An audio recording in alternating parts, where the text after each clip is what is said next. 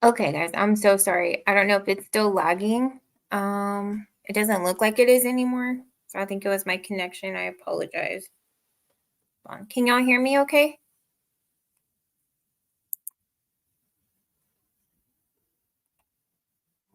It's still behind on YouTube.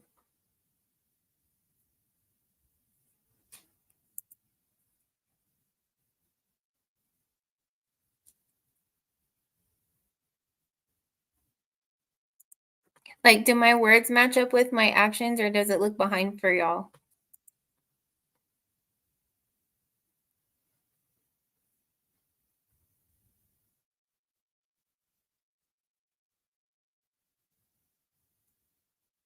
Yes. Okay. I think it's just when I'm looking at it in YouTube, it's doing that, but StreamYard works good. Okay. That's what it is.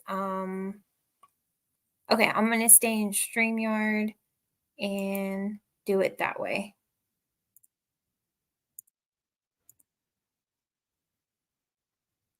I'm adding you as a moderator, Michelle H.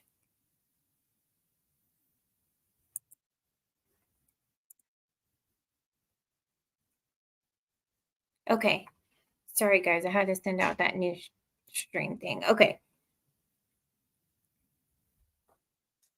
Okay, no, it does not look behind. Okay, I think it's just whenever I'm looking at it in YouTube, it's behind, but StreamYard is fine. So this is my first time using StreamYard, so I'm so sorry.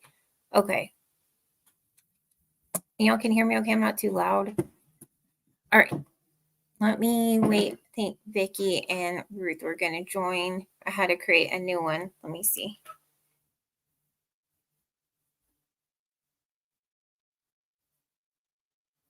I think it's just like in YouTube. It's because you can look at it in both in StreamYard and YouTube. So whenever you go on YouTube, it's like behind StreamYard. So, but they said everything looks fine on their end.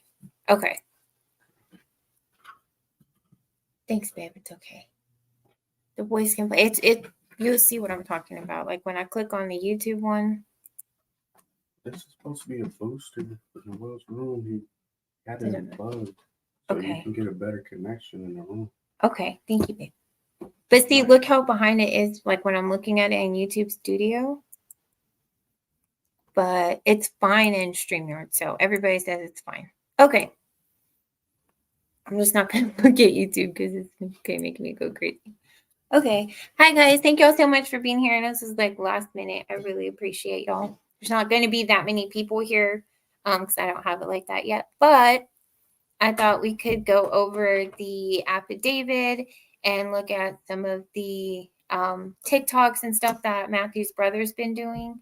And then just some other updates, other YouTubers that are covering this case. So I just jumped on this case. Like I've been researching and everything behind the scenes. I haven't got to do a video or a TikTok or anything. But I wanted to go through the affidavit with all of y'all, and that way we can read these details together. And then I'll be pulling some of y'all up if you want to. You don't have to share your camera. You can just come up and so we can talk and have a live discussion. I thought that'd be really awesome to do and just see what y'all's thoughts and opinions are on the case. It's, been a really sad case. I'm glad that they finally caught, the two people. I think I read somewhere, and we'll go look that up, but that there may be a third person involved. I think my friend Vicky sent that to me, or Andrea, but we'll go look at all of that together and kind of just do some research. So let me share what we have. Hold on.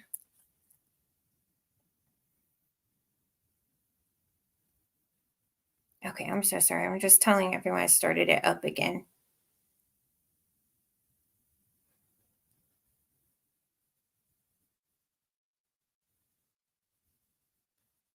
Okay.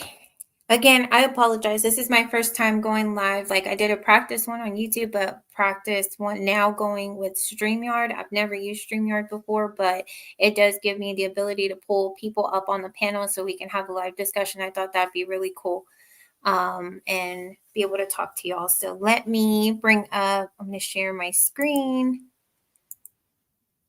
And let me know if y'all can see the document. Hold on.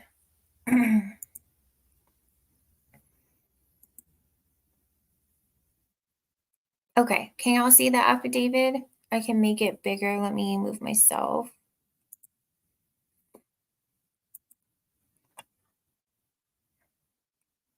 Okay. Okay, awesome. All right. Hey, Vicky, Ruth, thank y'all so much for being here. I appreciate y'all. Y'all are some real ones. And my sissy and my mom are here. Okay. So I downloaded it. It's like 6 pages, but I thought we could read through it together. So the affidavit is for the arrest warrant that they did for Christopher and his dad, Ramon. It does say on here, the undersigned affidavit, Detective Jeremy Goodwin, being a peace officer under the laws of the state of Texas and being duly sworn on oath, makes the following statements and accusations. So the victims, of course, in the case were Savanah Soto, has her date of birth August 22nd, 2005, referred to as victim 1. And then, of course, we have Matthew Gabriel Guerra, date of birth October 26, 2001, referred to as victim 2. So it says an actor in this case has been identified as Christopher Ray Preciado, date of birth September 7, 2004, hereinafter referred to as the defendant. Said defendant is further identified in SAPD computer files under SID. There's the number of the case. It is the belief of your affidavit and offense of capital murder, multiple persons. Was committed on or about the 21st of December, 2023 in Bexar County, Texas. Your affidavit has probable cause for said belief by reason of the following facts. On December 23rd, 2023, Leon Valley Police received a call from a missing persons report. The family of the missing person stated that she was supposed to be induced for her pregnancy and did not show up for the appointment. The family advised that they had not been able to get a hold of the female and stated that she was not answering her phone. A check of the hospitals was conducted by the family, and it was found that the female was not at any hospitals. It was found that the female lived with her boyfriend. However, the family of the boyfriend advised that they were not able to get in touch with him as well. The female was entered as a missing persons by Leon Valley, and further investigations found that the female and her boyfriend were not responding to any phone calls and their whereabouts were unknown. Media broadcast on the news the story of the missing female and her boyfriend. In the media, the boyfriend's car description was broadcast in the media and was said to be a 2013 gray Kia Optima. On December 26, 2023, the resident of, this is the address here, messaged the family of the female and advised them that they believed the vehicle was parked at 5903 Danny K Drive. The family contacted Leon Valley and drove to the location. Upon Leon Valley Police arrival to the location, Leon Valley Police observed the vehicle. Inside of the vehicle was a deceased pregnant female in the front seat and a deceased male in the back seat of the vehicle. San Antonio Police were contacted, and the police were contacted, and your affiant made the location. Upon the arrival to the location, your affiant observed the vehicle. The vehicle was a 2013 Kia Optima. And we know some of these details, so I'm just going to kind of skim through it to get to the part of the arrest and everything that happened. Okay, does say your affiant observed the front right passenger side of the vehicle. Your affiant observed a deceased pregnant female inside of the front passenger seat. Due to your affiant knowledge of the female on the previous murder case from 2022, your affiant recognized the female to be that of the missing female. The female appeared to have trauma on her head. So on this part here, what they were saying, for anyone who's just looking at the case or getting all of these details, Savanah's brother was murdered last year, and they had just been to court for all of that. There was a fight that broke out during that court hearing because her brother, I believe he was 15 years old. We can go back and look at that as well. But he was shot to death. So they had just gone to court for the person that murdered Savanah's brother in court, and they I guess he turned around, he smirked at the family, and he had been doing that. Savanah's mom later said in an interview that he had been, making like little faces and just smirking at them. And her two other brothers got really upset and they jumped the counter, or like, the court benches and stuff. They jumped over and started attacking him and beat up this guy pretty bad. So that was one of the theories. They were thinking that maybe this was payback for that incident that occurred in court. So that's what this is kind of describing, is that the officer recognized Savanah because of that case that happened to her brother. And then it says the affiant observed in the back seat of the vehicle, he observed a deceased male. In the back seat, the deceased male resembled the boyfriend to the female. The male had an apparent gunshot wound to his head. It appeared the male had been dragged into the vehicle. Your affiant did not observe any weapon near the male. A search warrant was requested so entry into the vehicle could be conducted. While waiting for the search warrant, your affiant spoke to the families of the female and the male. It was found that the boyfriend to the female sold narcotics and would use his phone through cellular communication as well as social media to sell narcotics. It was also advised that the boyfriend would post money and narcotics on his Instagram. It was stated that the people wanted to rob the boyfriend, and it was stated that the boyfriend had been shot at before. The family provided your affiant with the phone number of the female. The family of the male provided your affiant with his phone number as well as his Instagram. When the search warrant arrived at the location, a search of the vehicle was conducted. The search found spent shell casings in the vehicle. However, there was no weapon recovered in the vehicle.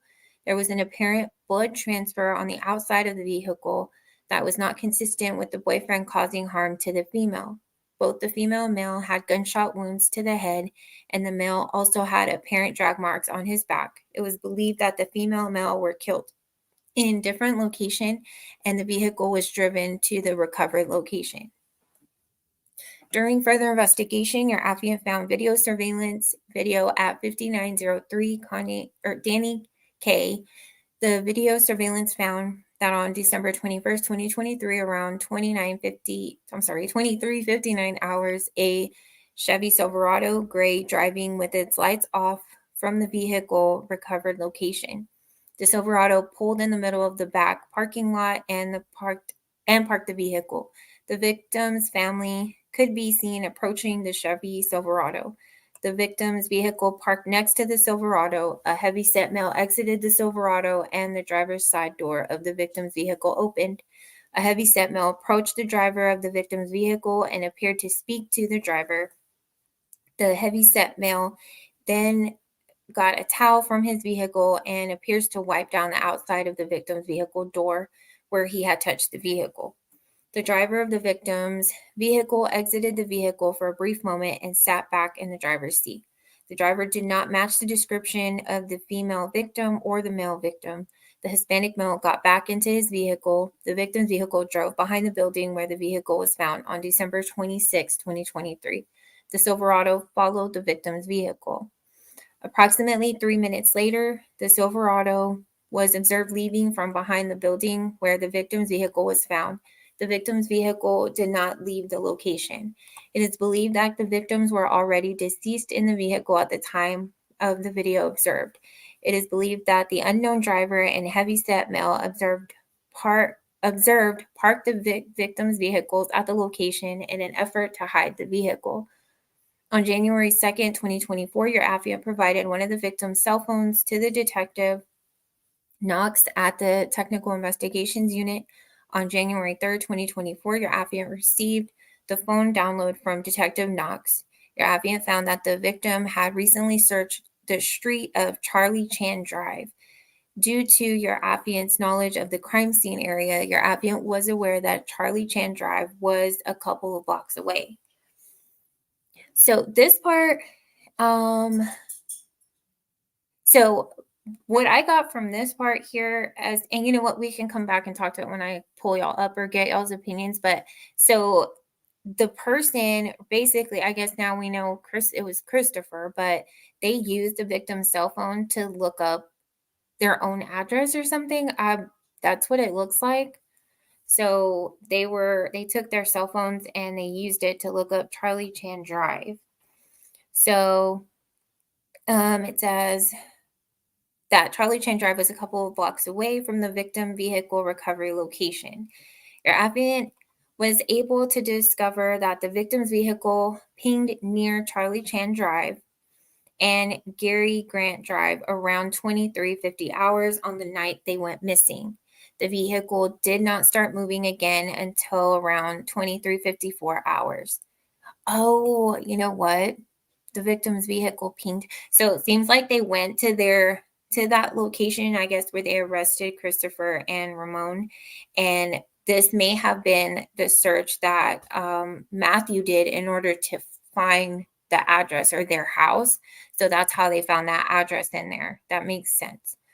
Because then it says 23:50 hours the night they went missing. So then the vehicle did not start moving again until around 23:54 hours. The vehicle then traveled to 5903 Danny K Drive, where the victims and their vehicle were discovered on December 26, 2023.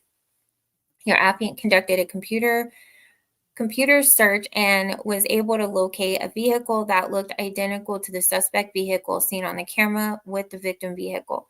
Your applicant did research on the owner of the vehicle and found the owner of the vehicle matched the description of the male that exited the vehicle on camera. Homicide detectives went to the vehicle location listed above and found the listed vehicle at the location, while at the residence of Charlie Chan, a person identified as Ramon Preciado reported knowing why SAPD was at his residence. Ramon Preciado informed SAPD detectives to speak with his son, identified as Christopher Preciado. Ramon and Christopher were transported to SAPD homicide to speak with your affiant, while additional SAPD detectives searched the residence on Charlie Chan Drive under the authority of a search warrant. Your affiant spoke with Ramon after Ramon was read the Miranda warnings. Ramon Preciado admitted to driving his Chevy Silverado to 5903 Danny K Drive, where he met Christopher Preciado. Ramon Preciado identified himself on surveillance video from 5903 Danny K Drive as the person observed exiting the Chevy Silverado. Ramon reported meeting Christopher at the apartment complex, who was driving another vehicle. This vehicle is the vehicle in which Matthew, Guerra, and Savanah Soto were found deceased. Ramon Preciado admitted to assisting Christopher at 5903 Danny K Drive. Ramon Preciado knowingly treated a human corpse of Matthew Guerra, Savanah Soto, an unborn child of Savanah named Fabian, in an offensive manner by leaving them in the abandoned vehicle. Your affiant then spoke with Christopher after Christopher was read the Miranda warnings. Christopher reported that Matthew Guerra and Savanah Soto drove to his residence on Charlie Chan Drive to sell Christopher Preciado marijuana. Christopher Preciado went on to provide a version of events that were inconsistent with the evidence collected at the scene and from the victim's recovered vehicle. Christopher claimed that the male victim pointed a weapon at him, and Christopher was able to manipulate the weapon, resulting in the female being shot. Christopher then stated that he had the weapon pointed at him again, and he manipulated the weapon again, resulting in the male victim being shot, which we all know is a lie. Christopher's statement is inconsistent with the gunshot wounds suffered by Matthew Guerra and Savanah Soto and the evidence located at the crime scene. Christopher intentionally discharged a firearm at Savanah Soto and Matthew Guerra with the intention of causing death. The actions of Christopher resulted in the death of Matthew Guerra, Savanah Soto, and Savanah's unborn child named Fabian. Your affiant has reason to believe and does believe the said defendant Christopher on or about the 21st day of December 2023 in Bexar County, Texas, intentionally caused the death of multiple persons. So this is just some showing where they signed everything and the warrant of arrest. So that's not very long. It's just the details, but at least we got who Matthew and his dad, the version of events.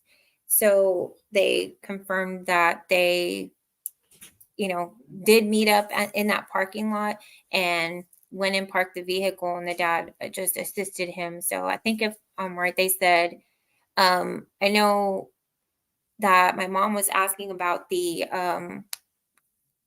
capital murder charges against Christopher, because initially they said that it was just going to be one charge of capital murder, but there were 3 people that were murdered. I did hear on a recent interview, one of the um, detectives said that they know for sure that he did do it, that he did do it, but they have to go through all the evidence and everything, and they will tack on the other 2 capital murder charges, because here in Texas, they, even if the baby is unborn, they do consider the baby a person. So they are going to tack on the other 2 charges. One of the reporters asked that, why did they only do one charge of capital murder for Christopher? So those other charges are coming for him, for Matthew and the baby. So we'll tack those on. But let me see the chat. Sorry, guys.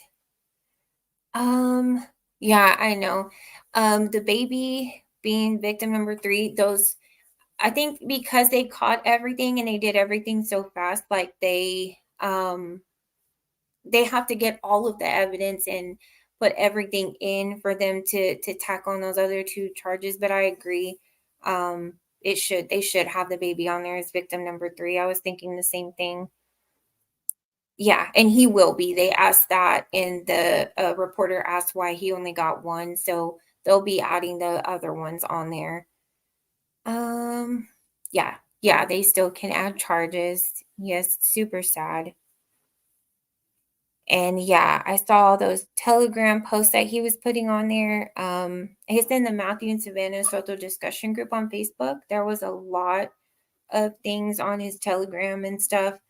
So he was definitely involved in some, bad things, but it's still really, really sad what happened. I think, like, I just really want to know, like, Christopher's claiming that Matthew was just going to sell him some marijuana, and then I don't know, he just pulled out a gun out of nowhere, which doesn't make any sense at all. I mean, his story is just insane to begin with, but to say that he was fighting the gun away and then it shot Savanah by accident, and then he tried to shoot him again and he took the gun and he shot himself. So that makes absolutely no sense, because I believe they didn't specify in the affidavit. I thought they would, like, where they were shot. Like, I believe I read that it was on the right side. They were both shot on the right side. So if he's on the driver's side, this side, like, there's no way that bullet, even if we were to even give his story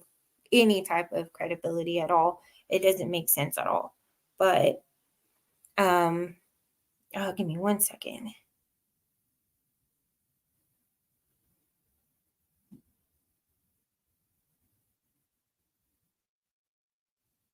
Okay, so I have other people that are joining in, but yeah, this didn't give too many details. At least, they give Matthew his, to see what happened or whatever. We all know that's a lie, but yeah, and like Vicky said, she's waiting for a third person to be arrested. I know. I think one of the detectives said something about that, because you can clearly see that somebody throws the towel at Ramon, and then he throws it back in there, and when it lands on the seat, you see it like move. So I don't know. There was some other videos that I saw that they were saying, I guess, that Christopher's parents aren't together. I don't really know. But they said that there's like a neighbor that's watching all of this play out at the Versado house. And the neighbor sent in videos on his TikTok, which we can actually go look at. I think he just posted some new ones. But he posted a video of the house and like how the cops were looking around the property and stuff. And then there's like, they did confirm that it is Christopher's car, that little black car that's there. They spray painted it in red and put baby killer on it. So he's been giving like all the tea over there and what's going on in that neighborhood. And he, what was I going to say? Oh, they were talking about that he said he saw the cops pull the lady that was living at that house, at the Preciado household, with the cops. So a reporter asked the cop that was doing the press conference who, if they were interviewing Matthew's mother, and he was like, I'm not going to speak on that right now. So I don't know if, she possibly was involved, but I know that Christopher has a brother too, but who really knows? Like, it's all just up in the air. But somebody said that Christopher's mom and dad aren't together, and that Christopher's dad had a girlfriend. So I don't know. We can look and see what that was, but they did interview whatever lady was there at the Preciado household. The cops did take her in the vehicle because that neighbor posted it. Let's see.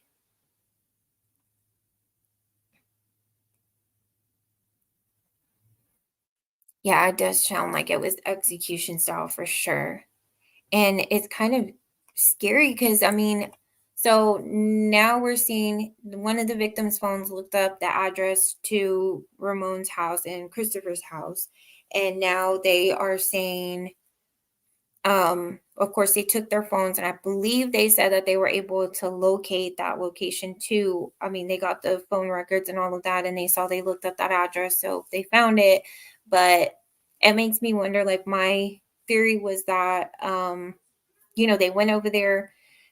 Somebody in a different, a YouTube reporter was saying that somebody reached out to her and they sent a message asking her to please keep keep them anonymous, don't give their name or anything.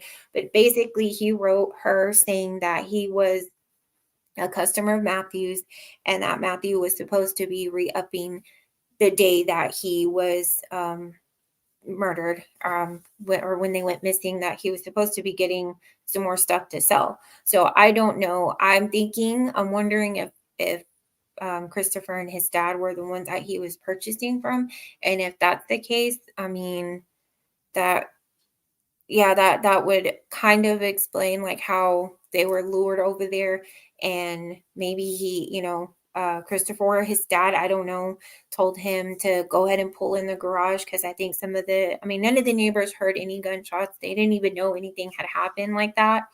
But I noticed they do have a garage there at their house. So maybe they told them like, hey, it's a big, load that we have. So pull in the garage so that way my neighbors don't get suspicious. And then they did what they did in, the house and the garage, and then put them in the vehicle and went and dropped them off. But I was talking to my mom about it, and I'm like, well, if he was purchasing that from them, can you imagine like whoever, if he had that much stuff, like he had on his Telegram a lot of stuff, and he was making another purchase, can you imagine how much stuff those people would have had and who they have to answer to? Because like Regina said, it does look like, cartel style killing. I mean, that may be who they're answering to or whoever they're purchasing from. And it was said allegedly that Matthew may have been working with the cops because he was going to get some time, like 10 to 15 years. And if, the cops told them, if you help us catch other people, we can cut your time. And, and he had the baby on the way, and he, of course, didn't want to be locked up. But I don't know if any of that's true. That's just stuff that's going around. But they said if, of course, anybody finds out on the streets that that's happening, that's not a good thing. So I don't know if it's just coincidence the day that he's supposed to get more stuff to sell, he ends up missing with Savanah. He may have had a bad feeling and thought, if I bring Savanah with me, they're not going to do anything because I have a pregnant girlfriend with me. But, we all know how that ended. It's just devastating. Let me see y'all's comments. Yeah, that may have been the case. That's the neighbor's TikTok. Okay, we can go look at the neighbor's TikTok. I saw someone say that his dad Ramon has quite a record. Not sure if that's true or not. Yeah, I heard the same thing. And I don't know, I think you're the one, Vicky, that sent me the business, that Almighty, I guess the air conditioning business or something. I was like, what if that was like a front and they did other things to make money, but they use that business as like front? I don't know. These are all just my opinions and thoughts, but oh wow. Okay, hold on. My mom sent that TikTok thing. Let's go look at the neighbor's TikTok. Let me know if y'all can still see the screen when I'm pulling up the TikToks. I pulled up his brother because he's been doing some updates. Can y'all see my screen when I'm on the TikTok app?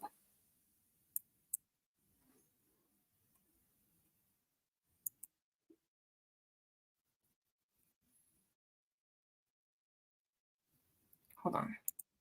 Are y'all seeing the TikTok right now that I'm playing?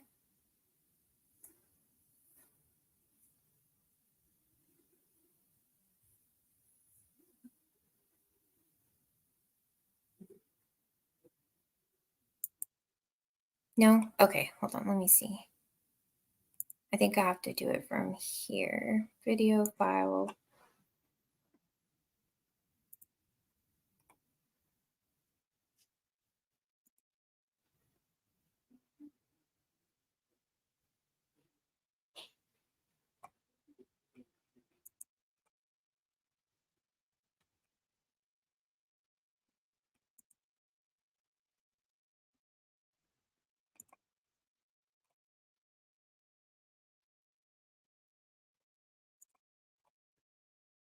Okay, let me stop sharing this screen real quick and share again.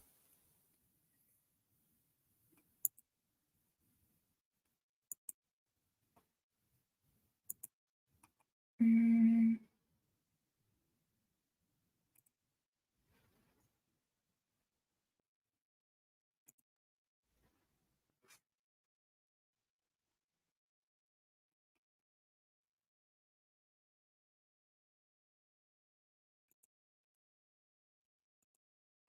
Okay, can y'all see it now?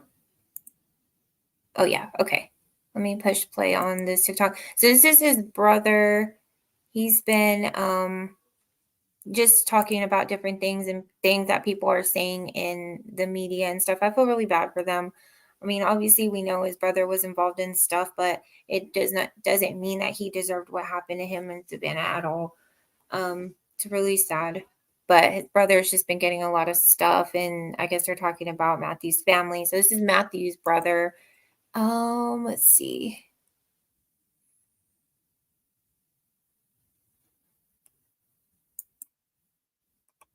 The video was okay. Not everybody showed up the way I wanted to. You know, there's a scar I got hit with the bottle.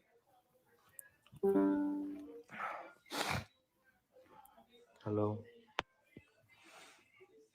Do I have any idea who did it? I don't.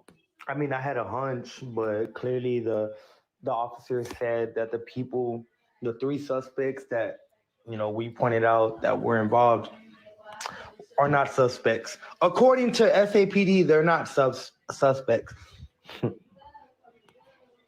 That's funny. Oh, dude, if TikTok wasn't so like sensitive, I'd say so much right now. Oh shit. But I'm not gonna talk nothing because these hands can talk. And as you can tell, they're scarred up for a reason. Three guys this week, whatever, talking about my brother. Put him down, Miklo. So I don't really know what that was about, but no, I don't. let me see. There was one that he was talking about.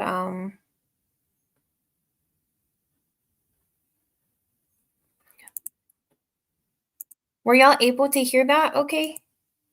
Yeah. Oh wait, did y'all not see the video? It shows it showing. Yeah. Okay. Let me see. And let me go find the. Hold on. Let me find the neighbor's TikTok at Carlos Gallegos 740.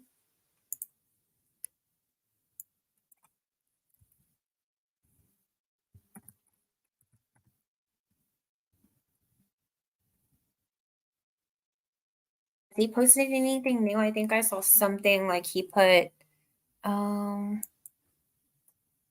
he got a lot of followers. Let's see.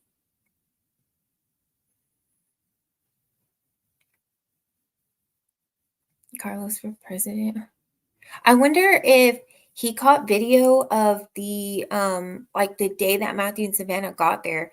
I mean, if he did, they're probably going to save all that for court to play that out in there, showing that he, that they pulled up to that house. And I'm so curious to see like if they went into that garage, because that would mean that maybe he had purchased something from them before or sold to them before, and he felt comfortable enough to go in there. But they are saying that it did happen somewhere else. So I don't know, it's just so sad. And then that Matthew was dragged to the back seat. So I don't know. Hold on, let me see. Oh, here's another thing. It's too early to tell. I don't know that we will make that decision. We'll cross that bridge when we get to it. As in every other case where we have a defendant who is death penalty eligible, we have a capital crimes committee that will meet, that will make, we will hear a presentation from the lead prosecutor in the court where this case ends up, and then we will discuss the facts that go into making a decision to seek the death penalty. But again, it is too early to tell. We don't want to put the cart before the horse. Let's wait till we get an entire case filed in our office. And once that happens, I anticipate that we will have indictments returned, but we have to wait and let a grand jury make that decision. But after that, then we will take it to the next level and excuse me, make whatever decisions. Guys, let me put this on the charge. Thank you very much. I'll take a few questions. For the gun that was recovered at the suspect's home, have you guys done any tests or ballistics on the gun to see if there's any other connections to crimes? I will just say that we believe it's the gun that was used in the murder. As far as the testing and the ballistic results go, I'm not sure what they have yet. Chief, can you help clear something up on the surveillance video? We've had a lot of people reach out.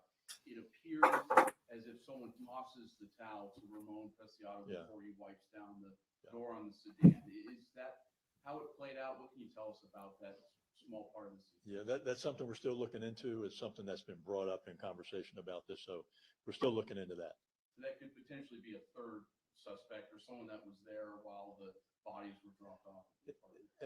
As the investigation continues, it could be. I'm not saying it is. I'm just saying it is possible. If someone was there, if there was a second person in that truck, could they be charged with, essentially moving the bodies? I don't know if it sounds too low. They could be, but I mean, that's something that would be determined once the level of that person's involvement is understood, if that is the case at all. We saw videos of police activity in the house of the Preciados where you take the mom. Are you questioning her? I'm going to leave that question unanswered. Okay. Thank you, everybody. Okay. Appreciate it. Sorry, can you go over the charges one more time on each one of them? Sure.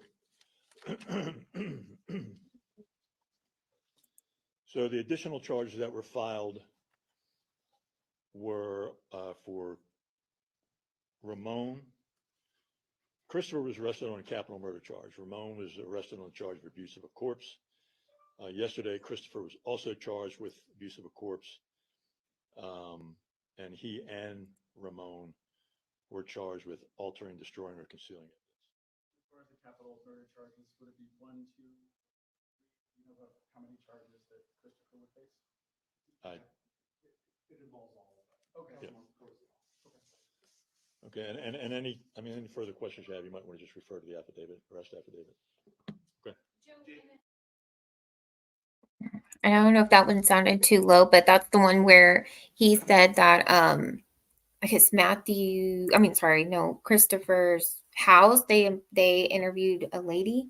But like I guess they said the mom, but on a different stream they were saying that Christopher's dad had like another girlfriend besides the mom. I don't know, that's all alleged. I have no idea, but I'm assuming the lady that lived there would be the mom. So, what do y'all think? Y'all think that maybe she was involved, or who do y'all think would be like the third person?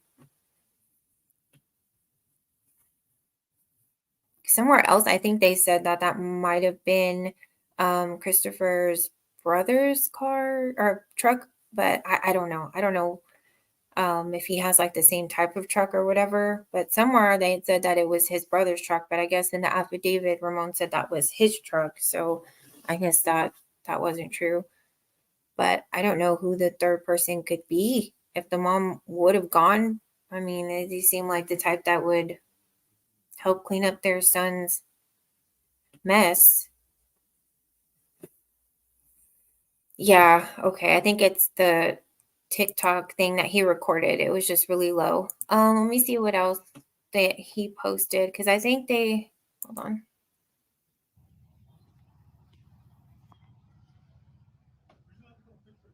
There's a cop at their house from the neighbor's perspective. I'm not gonna lie, I know I'd be that kind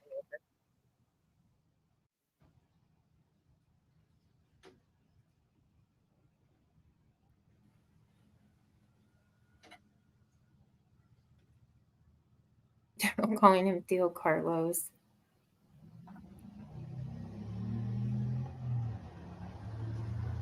And then I guess people, like random people, are passing by in that other comment section. But I see all passing by.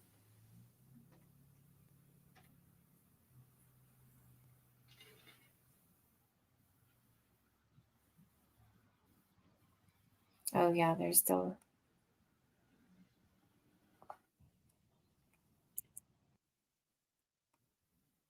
There's that one where you can see where they posted baby killer on the car. Baby nosy, I guess.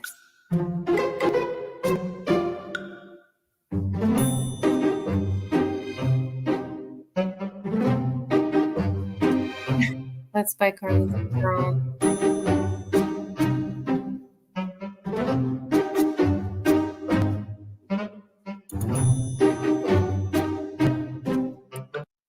Okay. When we look back, because I think it's scary though. I'm correct that saying that they were missing on the 23rd. Yeah, they were still missing. I think on the timeline, what did it say? They went missing, or they think this happened on the 21st, right?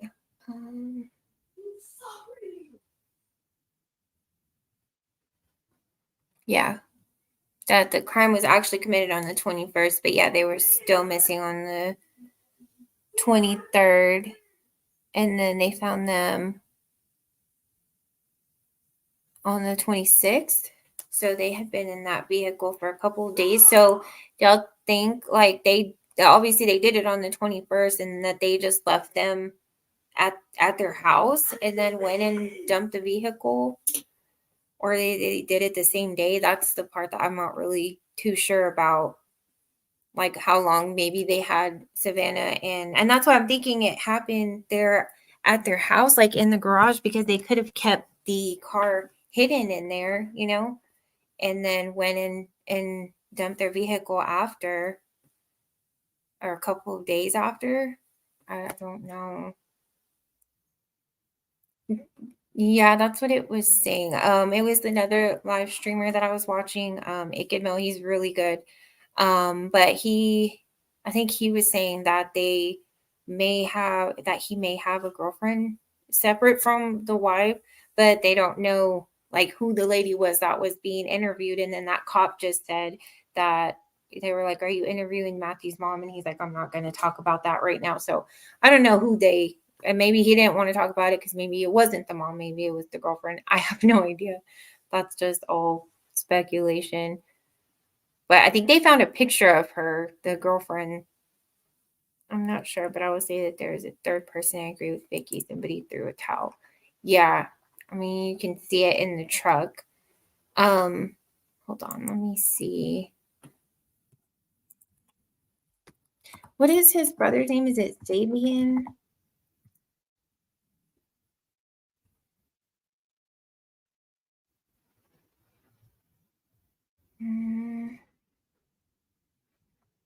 That can't be him. Oh, it's this guy.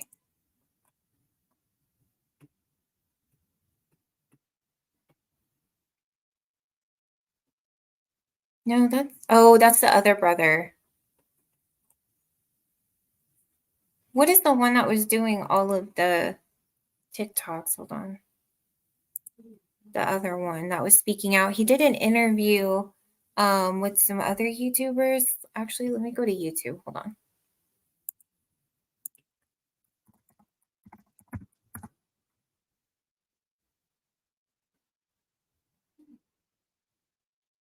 See, okay, will there be a third arrest? Matthew.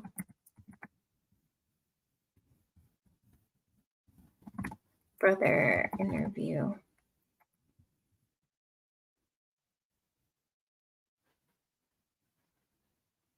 Oh, this one's kind of new. I haven't seen. Hold on. Let me go to stop sharing and present again. Video file.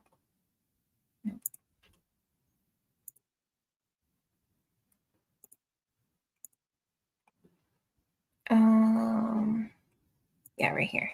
Okay, I'm gonna share the YouTube screen. Let me see if it's working. Okay.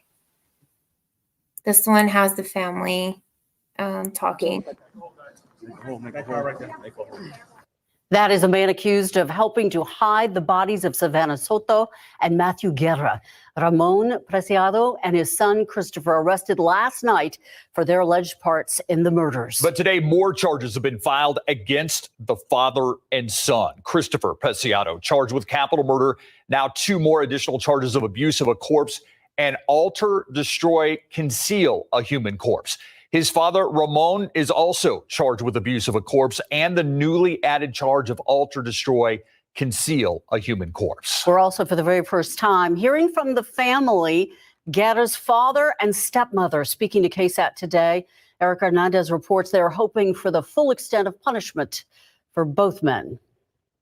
Upset, anger, all kinds of emotions just going through. Gabriel and Raquel Guerra are breathing a sigh of relief after Christopher Preciado and his father Ramon were arrested Wednesday night in the deaths of their son Matthew Guerra, his girlfriend Savanah Soto, and their unborn child Fabian. That was definitely a relief of mine that, I can hold someone accountable. I've been talking about justice for the 3 of them since it started. Gabriel and Raquel say neither of them know who Christopher and Ramon are. According to the arrest affidavit, Matthew and Savanah met Christopher to allegedly sell them marijuana. We asked the Guerras about that information after they had previously stated that Matthew was trying to turn his life around. Matthew hasn't made the best decisions, but, I'll make no excuses for him, but whatever he did, I don't condone that at all. But that being said, no one deserves to be murdered, period, for regardless of what kind of activity you're in or what you're doing. Now this case moves to the district attorney's office, and the Guerras say they want nothing less than the death penalty for Christopher Preciado. Now it's on the DA. He had said something about the death penalty, and I'm going to hold him accountable to his word. And that's the next process for me, is him confirming that. We did get a statement this afternoon from the district attorney's office about the case, and they say an additional capital murder charge could be added for Christopher for the death of the unborn child, but that hasn't been decided just yet. As far as the death penalty after an indictment, the Capital Crimes Committee will then decide whether to seek the death penalty or not. Erica Hernandez, KSAT 12 News. That's sad. I hadn't seen that one yet. First at 10, a father and son arrested in the deaths of a pregnant teen and her. So I don't know. I thought the family would, say that maybe they had seen them before, but they didn't know who they were. The whole fact that man had a wife. Oh my gosh, I know. I don't know. Don't quote me on that. I don't know if that's true. they came up missing the night before. She was supposed to be induced, right? Yeah, I think some people were saying it was like the day before Christmas, like Christmas Eve, or I don't know if they meant the day before Christmas Eve. She was supposed to be induced, and they were saying that Matthew's dad went to the apartment because Savannah's family wasn't getting a hold of her. But I guess they had gone a couple of days without talking to them. So the mom, Savannah's mom, was going to be at the hospital when she got induced, but she wasn't there. And that's when they got really worried because both families realized they hadn't talked to them.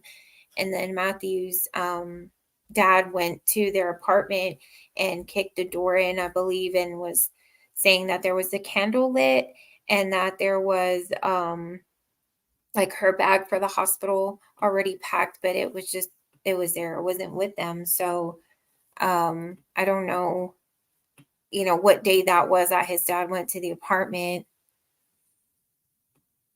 She was supposed to check in the hospital at 6 p.m. on the 23rd. So see, they hadn't talked to their family in like the 2 days then. Then the mom just went to the hospital and she wasn't there. Oh, wow. Yeah, they said they went to go. So the dad probably showed up on the 23rd to their apartment and that candle was still lit. So I'm wondering if it was like one of those 3-wick candles, like those big ones, because they were saying that they wouldn't have left that lit like that. But I know like sometimes I light candles, I forget, but I don't know. They were saying that was really not like them to leave something like that. But let me see.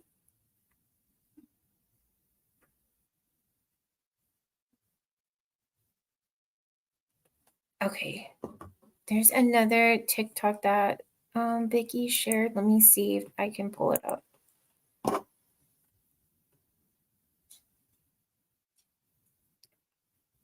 Oops.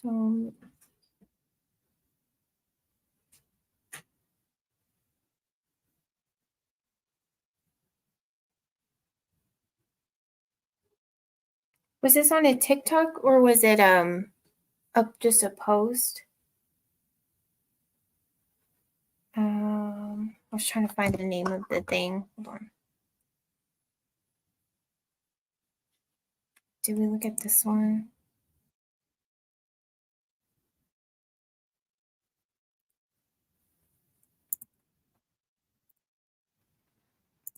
Hold on, let me go back to share. Do you see what I'm talking about? Those are 2 different charges. Something happened to those bodies during the time that these disgusting people had them.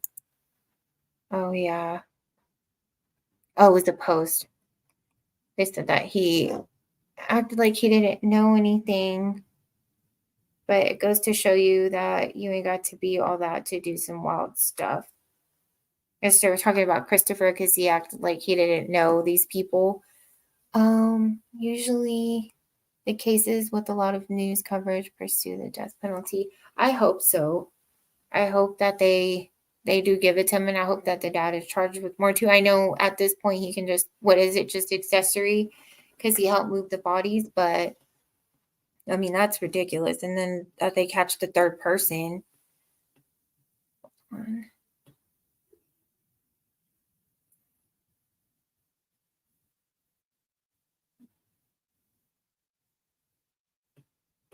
trying to read through the comments real quick.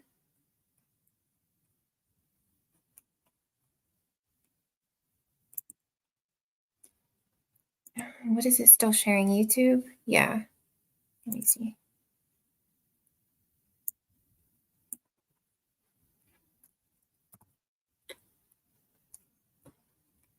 He did an interview and he was talking about more stuff in there. Hold on.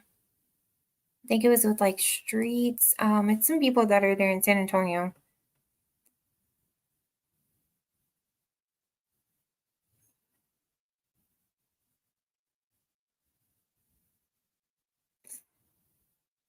Those are older.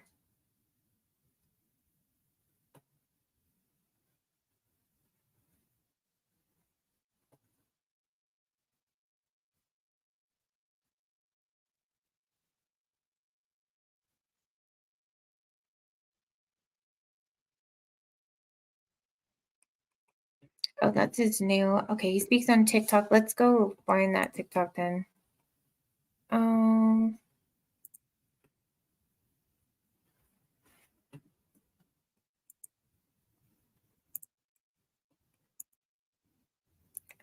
Share screen, TikTok.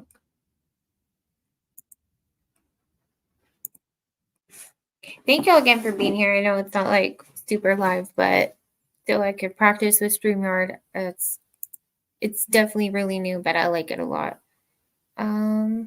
It's really user friendly. So I can share screen and kind of do research with y'all in these cases. Okay, he said, wait, which one is it sharing? Oh, TikTok. Okay. He shared one where he was saying that he might have known, I guess, the people that did it. Let me see. I can't find his actual page though. Let me see.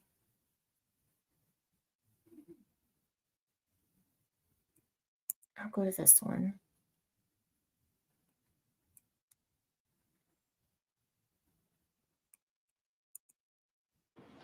The dad did not get out on bond. He has a bond. He's not out. Wherever you're getting your information from, you're misinformed. No, they shouldn't have given the dad a bond. Like, what the hell? I totally agree. But with the bond, he's going to be on ankle monitor. He's not going to be able to go nowhere. We can't fight the bond. At least I don't know if we can. No. But no, the dad walks like a penguin. He walks with a limp. Like, that man could not carry my brother by himself, you know, or at all. Like, he can't even carry anybody. All he could do is clean windshields and stuff like that. I feel like there's the other brothers involved, maybe the mother. Yeah. I don't know, but that's what I'm thinking. I don't believe that it was just the son and the dad to move the bodies. It was someone else too. Maybe a woman, maybe a man.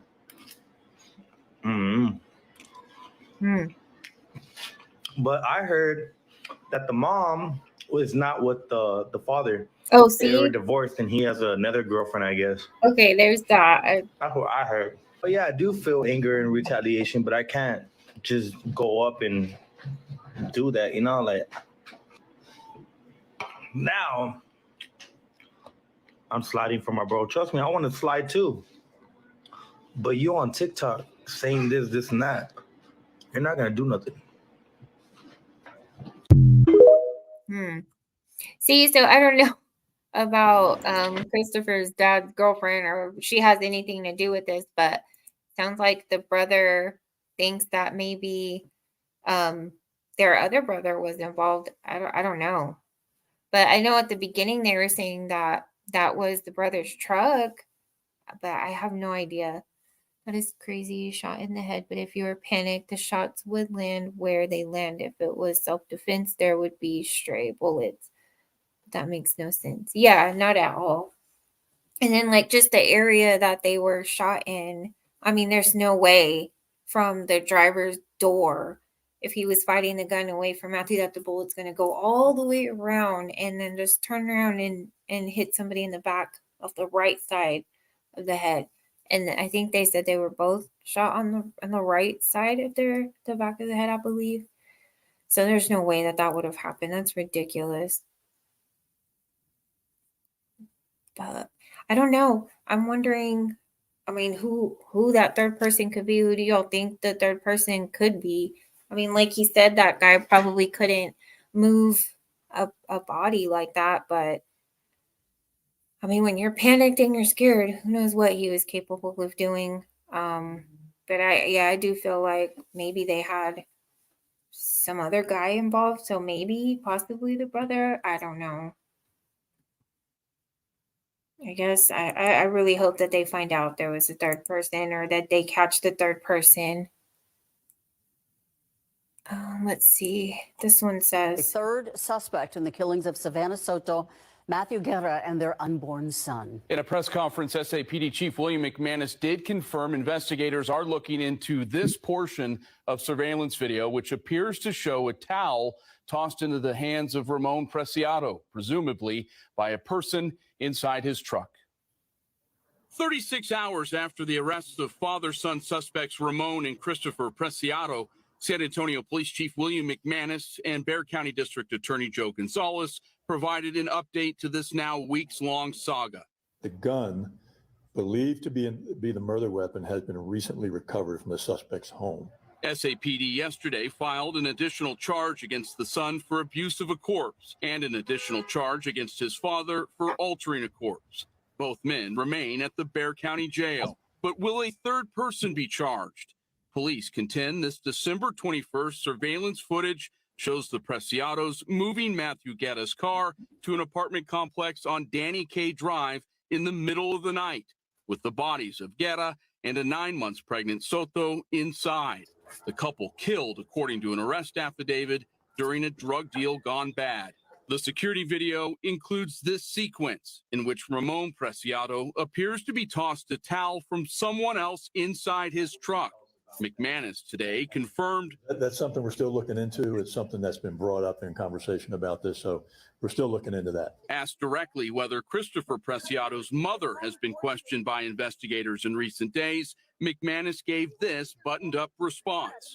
I'm going to leave that question unanswered. Yesterday, Guerra's father, Gabriel, alluded that more developments are coming. I'm not going to say anything right now, but I don't think this is the end of it right now. And stay with us for the very latest developments in this case. KSAT is keeping you informed on all of our platforms, on air, ksat.com, KSAT Plus. Oh. See, I think that's Matthew. That's Matthew's mom. But then they showed the mom, potential third suspect is being A investigated. third suspect in the killings of Savanah Soto, So Matthew yeah, I don't Guerra, know and if their he had unborn. a separate girlfriend or who's the one that lives at the house, if it's the girlfriend or the mom. But that is crazy that they're already talking about a third suspect, and hopefully they catch that person soon. This was just horrible. Oh, it's okay, Vicky. It was planned, especially after the chat screenshot I sent you because he mentions money. Oh, so it's showing like a chat between him and somebody. Hold on. Let me look at it again. Is this on Instagram or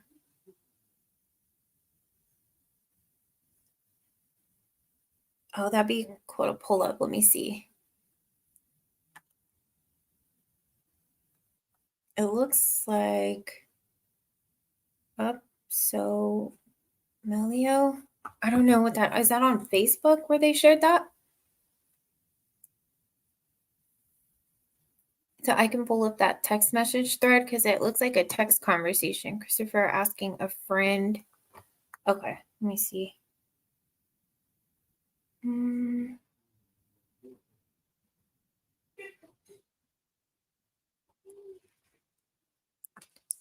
Vicky, was that on a Facebook thread or in that?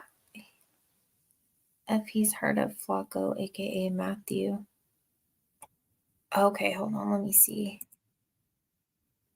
Or was that in the oh, in that group? Okay, hold on, let me see.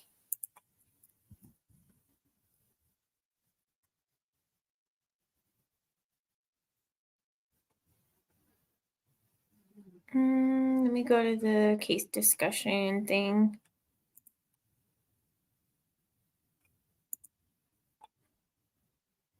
Okay, hold on. Let me share that screen now.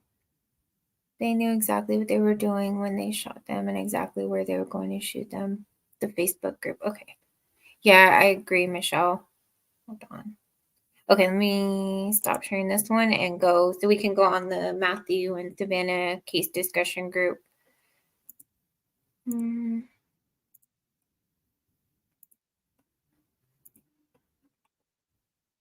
Was it this one, Vicky?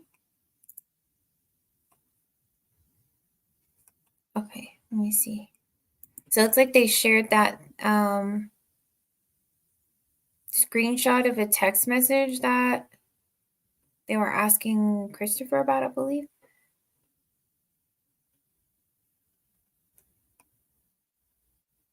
It says on TikTok last night and thought this conversation was interesting. The man said that per affidavit, only one bullet casing was found in the car. He wondered if cops checked outside on the street sidewalk for other casings, since Christopher claims that the struggle happened outside of his home. He believes in the theory that they were shot in the car, though with Christopher getting in the back seat. Second, I watched Steven's live and he said Matthew was 6'2" to 6'3" feet tall. He also said Matthew was super on caution when doing deals and he didn't just trust anyone. He said that they had these conversations, so he knows how Matthew operated. Plus, he said from what they know, the dad has a girlfriend, third person. See, I don't know. What if it was the other girlfriend? Is this shared so we can watch it? No. He's really good, Duty Ron. He's super awesome. He's like a retired policeman. Hold on. Trying to see. I know there was a lot of like case discussions. Oh,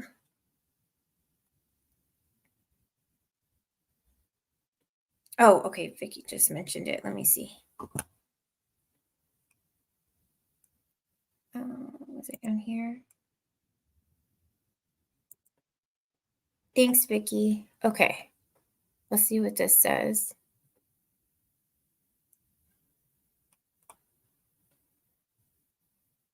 Okay. It says the after effects. Let me see.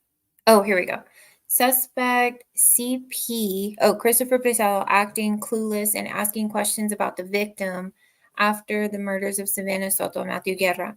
I know it's hard to believe he is capable of doing this alone, but if he was under the influence of Xanax, it's very possible. Just want to clarify that this has not been proven, confirmed. If he was under the influence of any narcotics, just speculation.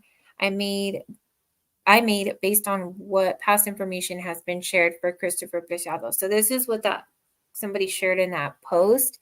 It says, has that Flaco guy hit you up? For some reason, he unfollowed me and hasn't hit me back. So I'm assuming this is him, maybe? Who? Send the account. It's weird. He's always about his money. He always responds quick as F. He died, bro. You ain't hear about it? What the F? No, ain't hear about it. No, I ain't hear about that. I hate to ask, but do you know how? Oh, okay. So this is Christopher. And then this is whoever he's asking if he knows about Matthew. I guess who they refer to as Flaco. No, I don't know how, bro. So I get this was him, father and son arrested. This was him acting like he didn't know anything and trying to get more information on the case. Oh my gosh. Oh, he definitely planned that as part of his alibi. He's not dumb by far. Oh wow. Yeah, and they said that he was in like all of the case discussion groups about them and stuff, trying to find out, I guess, more information. That's creepy.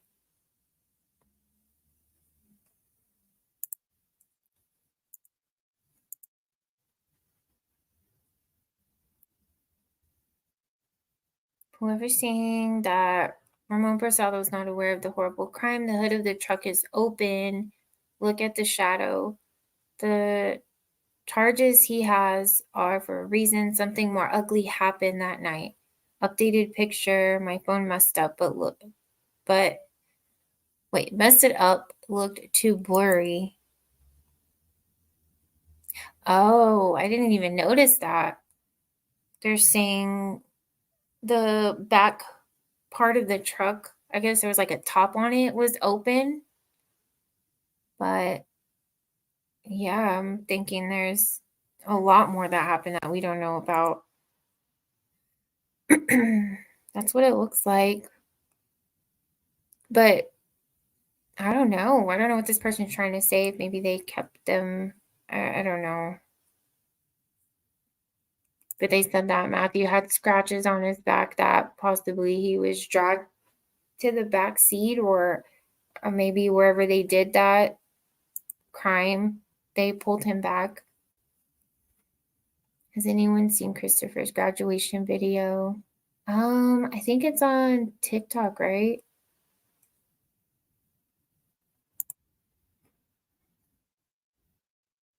I think you were saying something that he was like really quiet and reserved, or that people are going to come out saying that about Christopher. Let me see. Let me go back to TikTok.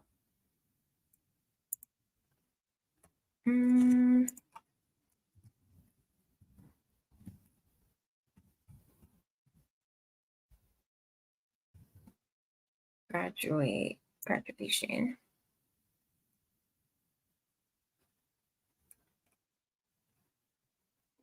Oh, this girl's really cool too. Did you guys see Christopher Preciado's graduation video? I'm going to show you in case you haven't seen it. The kid is just kind of awkward. And I don't know if you noticed this or not, but at the very end of the clip, it looks like he yells out the F-bomb. I don't know exactly what he was saying, but watch it and let me know what you think. Christopher Ray Preciado. Great. Did you guys see that? That part at the end? What did he say? I mean, not that it really matters. I'm just bored and overanalyzing. I mean, I just don't understand this at all. You just graduated high school not too long ago. You have your entire future ahead of you, and you're going to throw all of it away over somewhat Mary J, allegedly. And not just that, but he's going to do that to people who are literally about to be parents who are already a week overdue with their baby. If anything good comes out of this situation at all, it's that I hope other young people, or even just people in general who are involved in this type of thing, can look at this and reflect on their own life choices and choose to do better. Did you guys see Christopher Preciado's graduation video? I'm going to show you in case you haven't seen it. The kid is just kind of... This girl has really good coverage on stuff too. Okay. Well, I kind of want to test out this panel thing to see if I can bring y'all up. Hold on.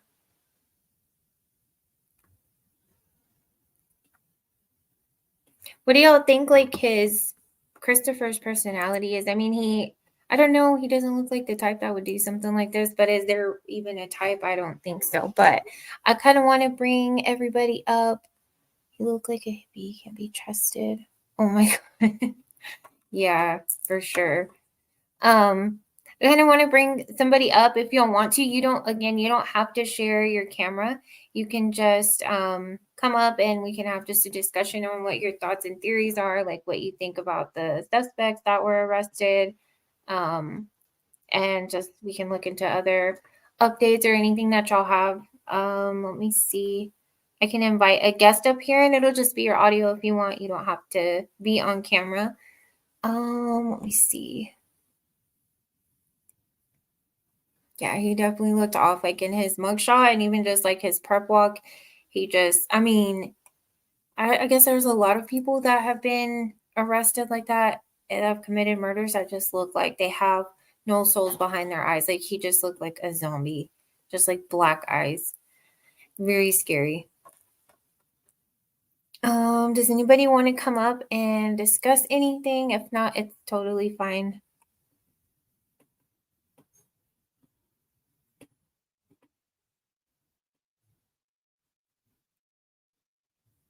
Let me see. If not, we can just keep looking through these other TikToks.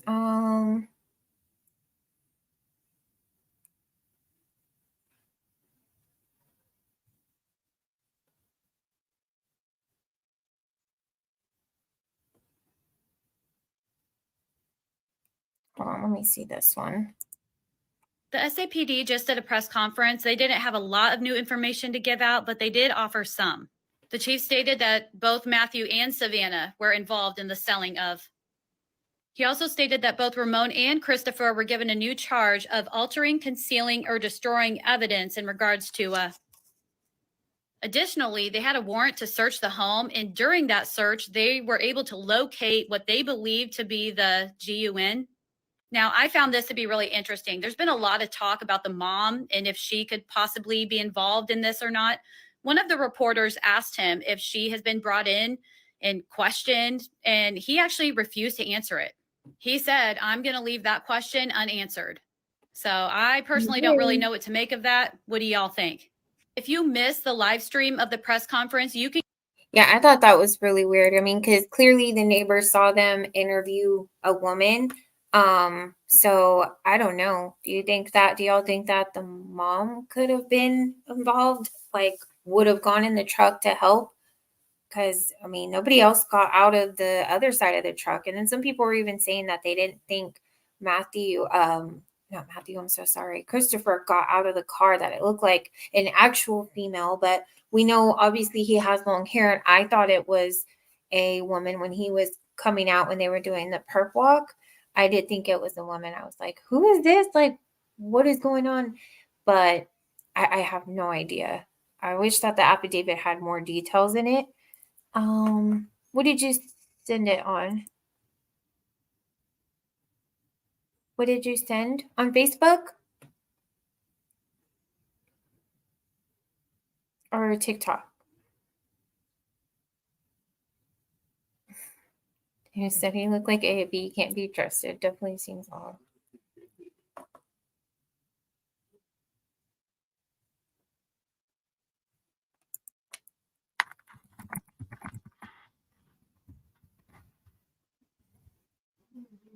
Yeah, guys, like, what do y'all think? What are y'all's theories? Like, do y'all think that it happened there at their house in the garage? Because Christopher's claiming it happened outside of the house when all of this went down. But then, I mean, I feel like all the neighbors would have heard the guns that went off. Sorry, I saw your message say the phone.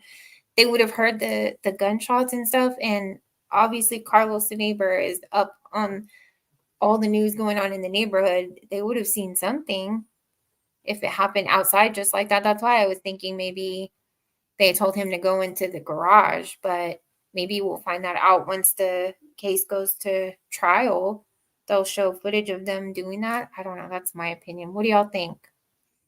That their bodies were in the back of that truck. So that's showing how they transported them. But it looks like they pulled them back in the car because they claimed they were in the vehicle when they pulled up and that truck pulled up next to them, that they were already deceased in their own vehicle. But yeah, who knows? No, because there was no crime scene tape. It would have been taped off for a crime scene. That's true. I didn't think about that. Yeah, they didn't do that, did they? They just looked around there. So where do y'all think this could have been done?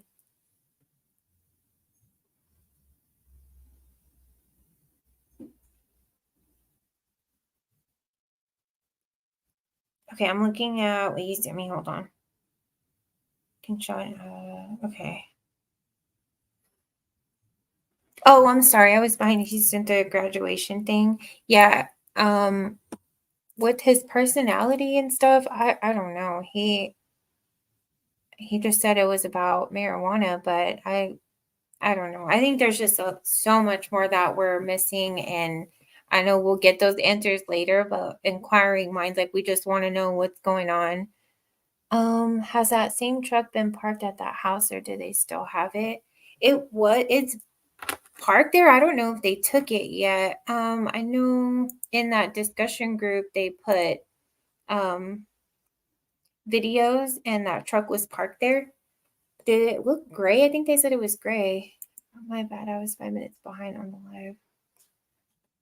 Oh, you're good. Hold on. Let me see if the neighbor.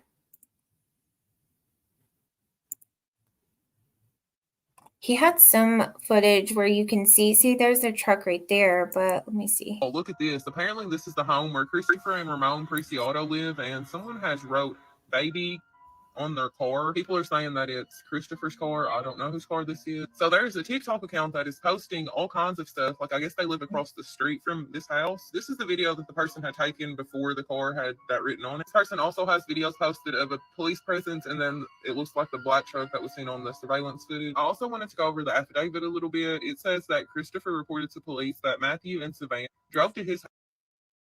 Hold on. This is suspect's house who murdered.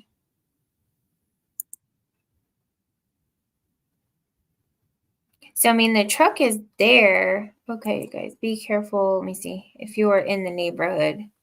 Oh my gosh. Okay, he's talking about deer. So here you can see a truck, which it kind of looks maroon. That's why they were saying that they thought, or in another post somewhere, they were thinking that it was the brother's truck. Because I guess the brother has a similar truck, but I don't know. And it's really hard to tell from the surveillance footage. It looks black in the surveillance footage, but like this one here kind of looks maroon. So I don't know. It's like a darker color, so it's hard to tell.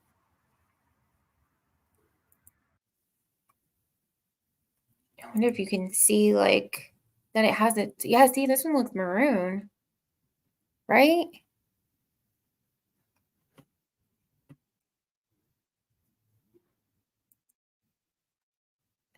Let me see. I'm trying to see if you got like a full, oh, look.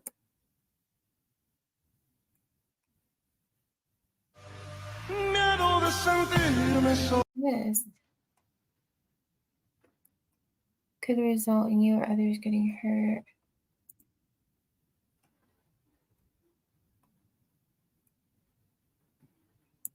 I'm trying to see if you can get like a good visual on the truck to see if it has like that top on the back, like the one in the surveillance footage. But yeah, Vicky's right. They don't have any crime scene tape or anything up.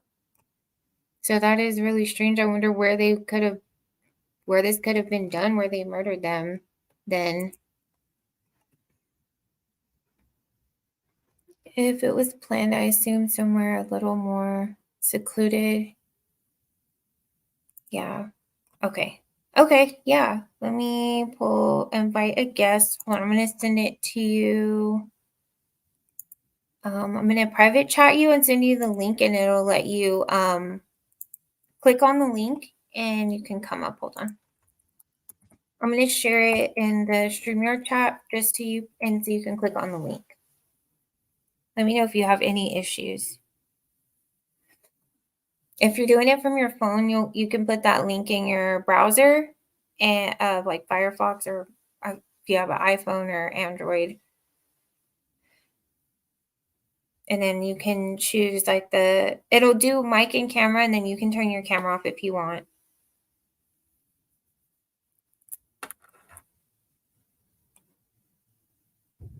Let me know if you got it or if you need me to send it a different way.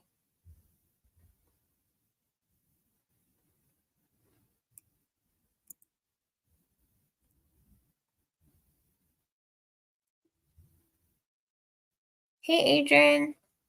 You're fine. Thank y'all so much for coming. There's not that many people in here. It's just like a practice first live with StreamYard, but I appreciate y'all being here. I feel like the kid that keeps raising their hand and the teacher's looking over them for anybody else.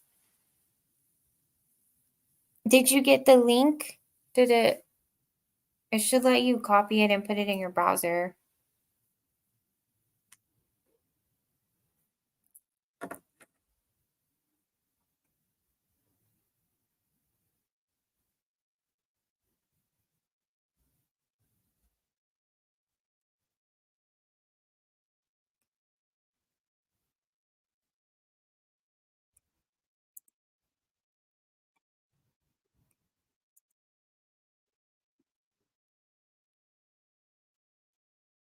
If not, let me see. I can copy it and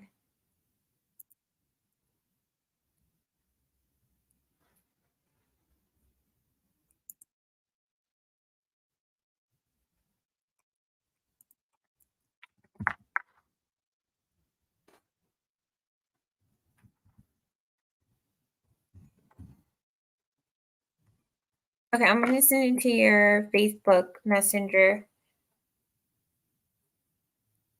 Just in case. I don't know if you were able to get it on the in the chat.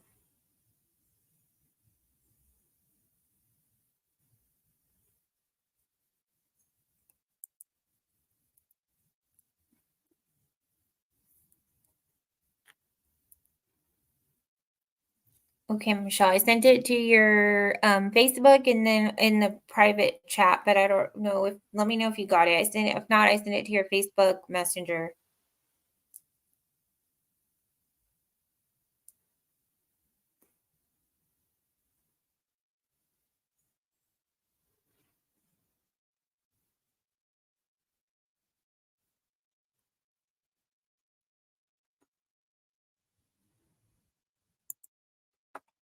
Yeah, I don't know. It's just weird that they wouldn't tape everything off, like Vicky said, and process the scene, or who knows.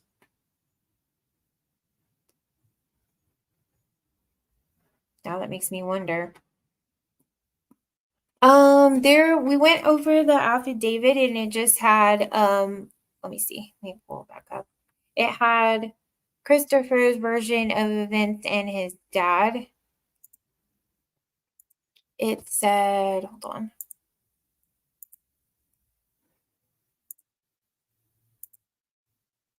So basically, it just gave the information about Savanah and Matthew, their dates of birth, and then it had Christopher's version of events saying that he, hold on. That's when they found the vehicle. This is talking about when they went missing, how long they were missing, and then when they reported it.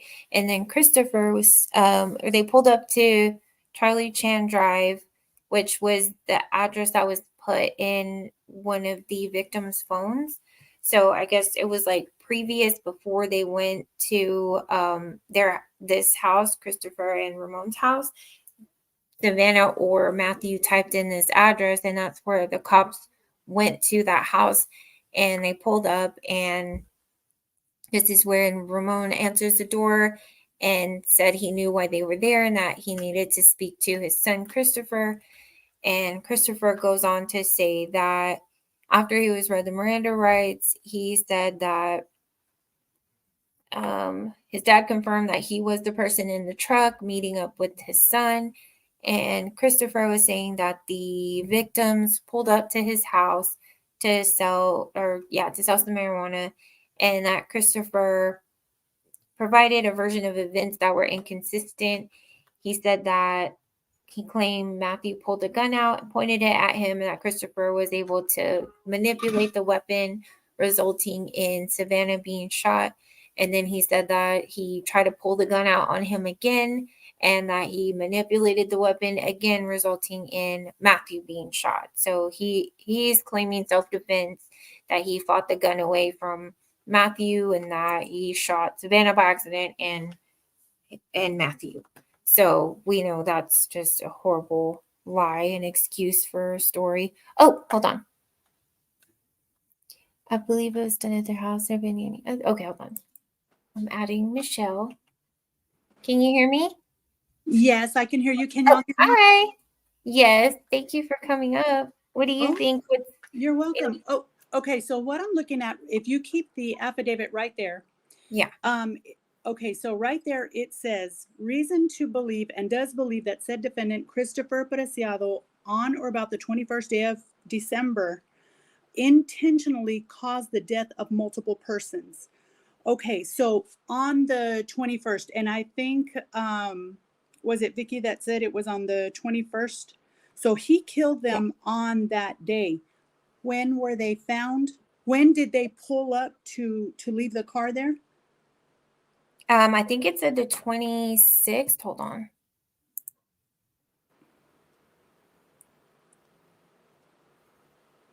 Discover the victim's vehicle. Hold on. There it is, 26th at the very top, the very first. Oh, yeah, right here. Yeah, the very first paragraph. Traveled or discovered. Yep.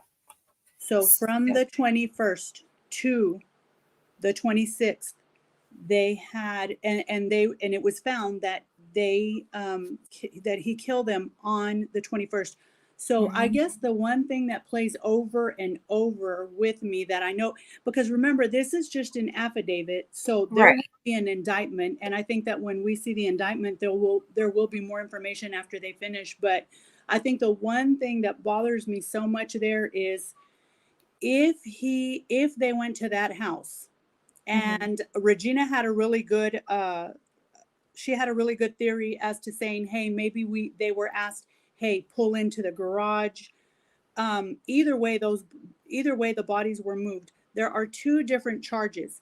And I know from experience that abuse of a corpse, even though they'll say, oh, it's because it was moved, there are two different charges there: abuse of a corpse, and then I think it's a transport something of a corpse. They have been Christopher has been not indicted, but I know they added one charge to it. So it worries me, like it's very disturbing to me that this particular individual had these people there for that many days, and with a corpse in there. That could be, did he try to I mean, it could be anything, but it's just very disturbing to me that for that many days they were there, and then all of a sudden they just drive up and leave them there. So what happened in those days? That's a really good point. It's scary to think, like, where were they hidden for those 4 days, I guess, because they did them the night before they dropped them off, I guess, and then the 26th is when they were found. But that footage was from like the night, right? It was like evening. Yes. So maybe the 25th, but like where in the world did they have them hidden that whole time? Like she said, maybe that back of that truck. Oh, but where would they have hidden the car? That's why I was thinking maybe he did have him pull into the garage if he was needing to re-up his, stuff that he was selling. So then other neighbors didn't hear or see anything and get suspicious. But then the point of them not having crime scene tape, I mean, I don't know. That is really weird. What I'm hoping is that other neighbors, I would assume that he is not the only neighbor that had a camera, and maybe there is another neighbor there that has not come forward or said anything because they have now taken their video, their surveillance, and they're studying it. There may be another neighbor that has more footage or saw what happened that night, that they did take it, and they will show it later. And that's why they're coming out with other charges as they go. Yeah, and I think, Vicky doesn't say in there, Vicky's saying like when were they dumped? Since it was like evening time, I'm wondering if it was the 25th, like the night before the vehicle was found, because we know it was found on the 26th. So the 25th, the evening of the 25th is when they had to have gone to dump that, and that's when we see the surveillance footage. But I didn't see that it had a timestamp or anything, but it had to have been the 25th, the night of the 25th. They dumped the car there, and then the 26th, they get a call in the family, and they find out that the car is at that apartment complex. So no less than 3 days they had these bodies somewhere. That's an ugly thought. Yeah, it is. It's just something that I'm kind of waiting for to see what they're going to say and what happened, while those bodies were in possession, these people had them. It's so disturbing to me. Yeah, it really is. More that we're finding out, like with the timeline of events, it was just like a little confusing at first. And now that we see, the dates, that is really scary thought to think that they were hidden somewhere. Oh my gosh, that's horrible. But thank you so much for coming up and giving your theories and thoughts. And I think once they get further into the investigation, like, and this is going to go to trial, if they do have other footage, of course, we're not going to see it. Just like we didn't know what they were doing behind the scenes when they even found all of this. But I think that if they were in that house, I mean, we're going to see it from Carlos's camera where they pull up, or see, if they made them go somewhere else that's going to be, I'm really curious to see what comes out. Yeah, so am I. I'm curious, and I'll be waiting for the indictment. Hopefully, once that comes out, Raina, you can share that with us, and we can kind of see because we're seeing what we're seeing here is his version, but the indictment, Yeah. of course, is going to come out with those facts, and hopefully we can And learn then more. everything they pulled from the phones. Yeah. So that's going to be really interesting. Yeah, we'll just continue to pray for those families. Yes, for sure. But thank you so much for coming up. I appreciate it.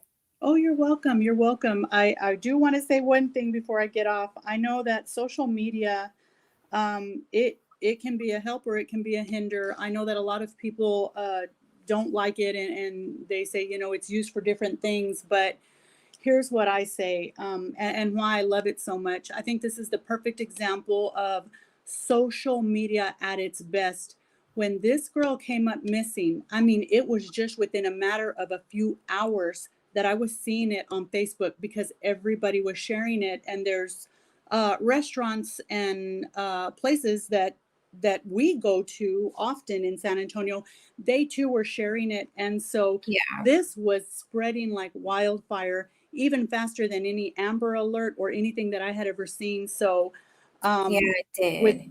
with people tipping off the police and saying, hey, they knew before the police that car was there. So, there is some good to it. And I think that when it's used in this manner, it's a win-win, not so much for the families because how they found them, but how fast they were able to find them. So, it's not all bad. And when it's done like this, maybe if we all pay attention, more and more people will pay attention to social media, and maybe next time, it won't be so late. We won't catch it so late. Right. No, I agree. I think there's negatives and positives to social media, but I think in the case where we're needing to find somebody, everybody's on social media. Everybody has their phones here, laptops, and all that. So I think it can work in a really good way to help find people and get messages out. So yeah, I agree with that. It did help in this case. I know the family had mentioned people trying not to play detective, but at the same time, they came to social media to ask for people to help. And that's what people are going to do. They really felt for her, especially being that she was going to be induced. So I think it really helped in this case. Oh, and Vicky just said, okay, so they were dumped on the 21st on an article. So, okay, so then they were dumped the same night that they were murdered. And then that car had been sitting in that parking lot then for that many days. That's what happened. Oh, okay, good. All right. No, they said they were there for, that's right. Okay. Okay. So it had been sitting there and then somebody found it. Yeah. Yeah. Okay. They said somebody that lived there, I believe, but I don't know. Okay. Good to know. Good to know. Thank you, Vicky. And thank you so much for coming up. Okay. Thank you.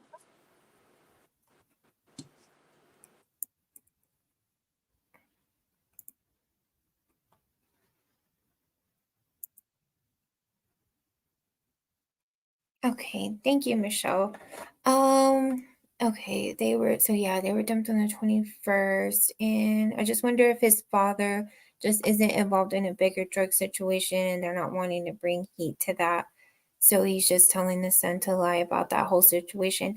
I was thinking the same thing. Like I said, they said that one of Matthew's customers came forward and said that he was needing to re-up coincidentally that same day that he went missing. So I don't know if Christopher was just somebody who purchased stuff from him from time to time, or if that's who he was re-upping with. I know we'll find out more once everything, comes out of, in the next coming days, hopefully. But that was one of my theories. I'm like, well, they have to answer to somebody else. So if they found out that anybody was snitching allegedly, like they were saying, whoever they're purchasing from, the bigger people are probably were telling them like, hey, we got to take these people out. It's either you or them. That's what I was thinking, because I mean, just horrible. Was that Carlos TikTok you had up a while ago, the Preciado's neighbor? Yeah, everybody's calling him Theo Carlos. He's the neighbor that's posting all the updates and gossip going on in that neighborhood. As they had put like spray painted baby killer on the side of Christopher's vehicle. It's definitely become more helpful, even these cases that they have not come out asking for help. Yeah. And it scared me with the Carly Russell case, that girl that planned her own kidnapping, because, you know, it's already a known fact that, you know, minorities cases, Hispanic, Black cases, they don't get a lot of coverage already. And it's harder for families to get assistance like that and get help. So Carly Russell doing that, I felt like that put us back so much more.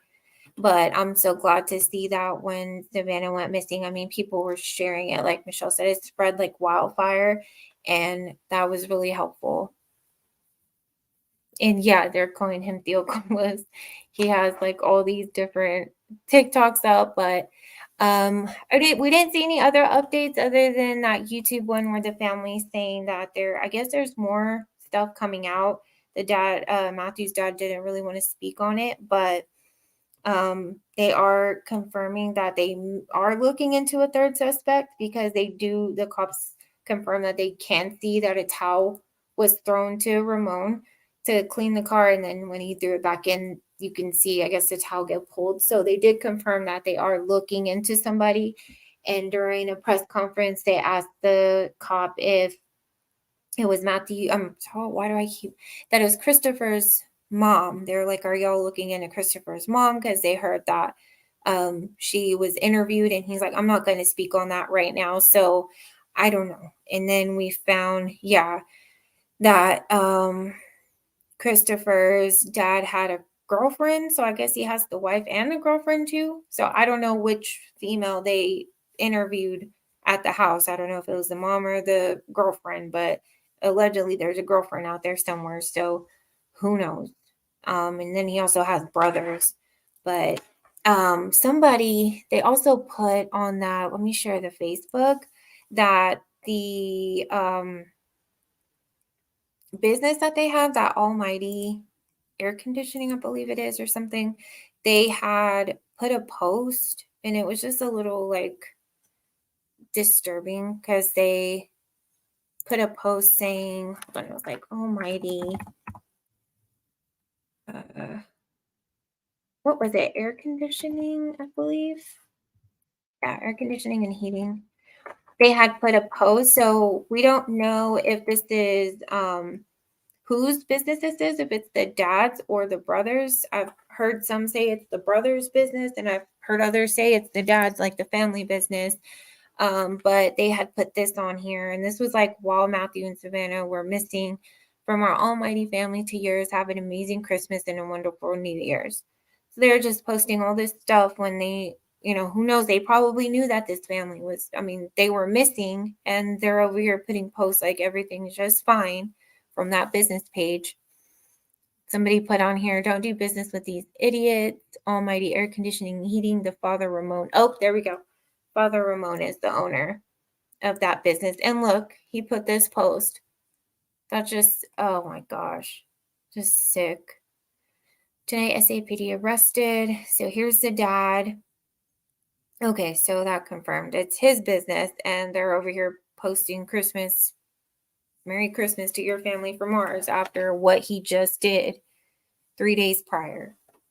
Christopher Purcell's mother, Myrte, is taking a lot of heat at home and online. The family, meaning her husband, Ramon Preciado, owned the business in the screenshots below, Almighty Air Conditioning and Heating, and people are really letting her have it.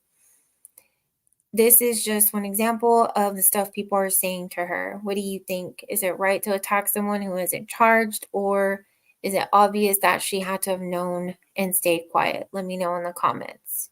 Okay, so this is the mom. Oh yeah, he looks like his mama. 100% professional group. My house has never been this cold. Give them a call. recommends. Oh, it's her. I guess she's posting on their own stuff. I'm sure Mirta has something to do with this murder case. I'm sure she was in on it, helping her son and husband cover evidence. I hope she suffers just as these families have suffered a great loss. I pray, what does it say? Wondering who passed the towel to dad. Yep. Who threw Fatty the towel in the truck? Officer said nobody else is at large, but yes, they are. Someone else was in the truck. Wow. So they're posting all over their business page. The dad will more than likely get out on bond. We need to post and share their name, which we found out he did not get out on bond. That was fake. I remember seeing Fox 29 promoting their almighty air conditioning heating in the morning. The fact they post this after they knew what they did to Savanah, Matthew, and baby. It's just horrible. This turned out to be a bigger than ever imagined. Hundreds of messages from people nominating others. Wow. So yeah, that was pretty horrible. The dad to go and post that, and then the son was in all of the chat groups, discussion groups, trying to find out more information. Let me see. I'm catching up on the chat, guys. Hold on. Yes, I look maroon, not the same vehicle. Yeah, I did look maroon. Probably the mom. Yeah. Yeah, either the mom or the brother. Did you see if they got another charge? I came across it before coming out, but I didn't get to confirm if it was true. No, I know that they were saying that they were gonna do like 2 more charges of capital murder for Christopher because, or are you talking about the third suspect? They are saying that they are talking about a third suspect, but then they are saying that because at first they did capital murder charge, just 1 capital murder charge for Christopher, and people were wondering why when Matthew and the baby were also murdered. So the cop clarified and said that they will be talking on those charges, but I guess they just have to go through more evidence or whatever. But in Texas, the baby does. If you murder a pregnant mom, they do count the baby as like another charge they can tack on for capital murder. I saw the mom's Facebook, or I bet you they're giving her all kinds of crap, but not much info from her. Seems like their old account's not active. That's sick. Oh, Raina, that was an old message. I have since been on there and I already was on the panel. Thank you. No, them, but it was different type charge. I'm trying to find it again. Uh-oh. Okay. Was it on YouTube or Facebook? Hold on.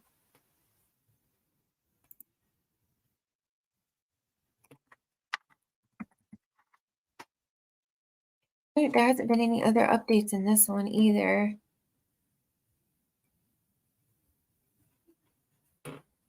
We're turning off post approval for a bit to catch up on the posts and alerts you may discuss under existing posts respectfully. Buckle up. The defense will enter an appearance and they are going to be brutal. My prayers for the families. The entire defense goal is to keep Christopher off death row. Those seeking justice want to. Oh, I can't even imagine yet what the trial is going to be like. Can you imagine like how they're going to try and knock Matthew's character down? I mean, that's their job as defense attorneys, but I just feel so bad for the family and what they're going to have to endure during that time. Facebook.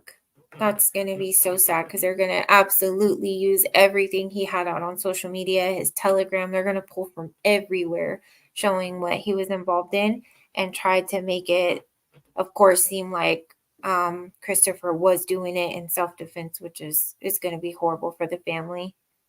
It was on there and now it's not on there anymore. I feel like Ramon and Christopher knew they were eventually going to get caught, which is why they didn't take off after. They didn't hide the truck. They didn't get rid of the weapon. They were just waiting until cops knocked on their door. They played the waiting game. How did their neighbors not report or know they were the killers if they had a large neighbor like that who I know drove a black truck, I would have suspected that it was that neighbor. Was too easy to not suspect. That's just me. Yeah, I don't know about that. But I keep seeing everyone saying Matthew's funeral is tomorrow the 8th. I do believe I've read and on the paperwork on Matthew's stepmom's page that the viewing is actually tomorrow evening. So this Marta lady, Christopher's real mom or his stepmom? I keep hearing the dad has a girlfriend too. Let's see. There's that girlfriend thing. Real mom, I think. Yeah, okay, that's his real mom. Well, yeah, she looks just like him, or he looks just like her. If one were to search Christopher's dad name on the site and look up corresponding documents and consider the dates, I think there may be a clue. Oh, what is this?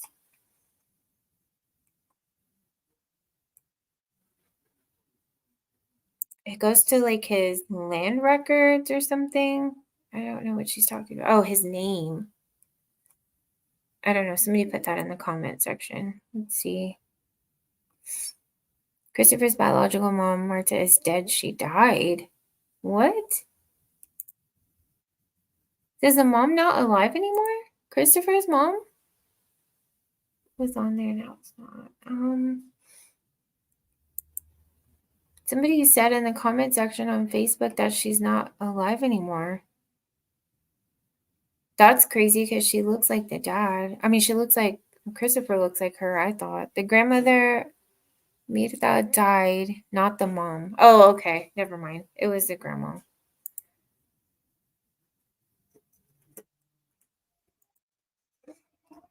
So his mom is still alive. Seems like real mom, being that Mirta's father is Christopher's grandfather, according to will documents circulating. I don't know, guys. Y'all think it was the mom? I don't know. Latest update. Oh, look, Andrea, this was or Adrian, this is the one where they're talking about the third Soto, Matthew Guerra, and their unborn son. In a press conference, SAPD Chief William McManus did confirm investigators are looking into this portion of surveillance video, which appears to show a towel tossed into the hands of Ramon Preciado, presumably by a person inside his truck. 36 hours after the arrests of father-son suspects Ramon and Christopher Preciado, San Antonio Police Chief William McManus and Bexar County District Attorney Joe Gonzalez provided an update to this now weeks-long saga. The gun, believed to be the murder weapon, has been recently recovered from the suspect's home. SAPD yesterday filed an additional charge against the son for abuse of a corpse and an additional charge against his father for altering a corpse. Both men remain at the Bexar County Jail. But will a third person be charged? Police contend this December 21st surveillance footage shows the Preciados moving Matthew Guerra's car to an apartment complex on Danny K. Drive in the middle of the night, with the bodies of Guerra and a 9 months pregnant Soto inside. The couple killed, according to an arrest affidavit, during a drug deal gone bad. The security video includes this sequence in which Ramon Preciado appears to be tossed a towel from someone else inside his truck. McManus today confirmed That's something we're still looking into. It's something that's been brought up in conversation about this, so we're still looking into that. Asked directly whether Christopher Preciado's mother has been questioned by investigators in recent days, McManus gave this buttoned-up response. I'm going to leave that question unanswered. Yesterday, Guerra's father, Gabriel, alluded that more developments are coming. I'm not going to say anything right now, but I don't think I don't think this is the end of it right now.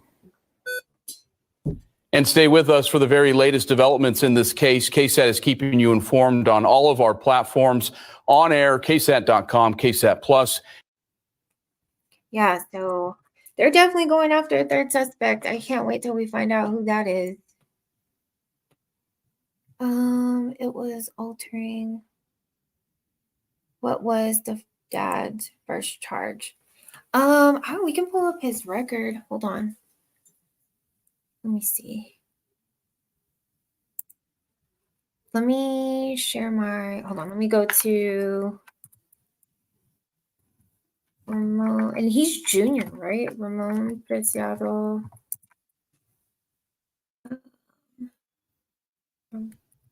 Records. I know here for us it's like Odyssey, but where can we look up view public records? Okay, hold on. I think I found it. Let me share my screen for the internet. Hold on. And we can research together.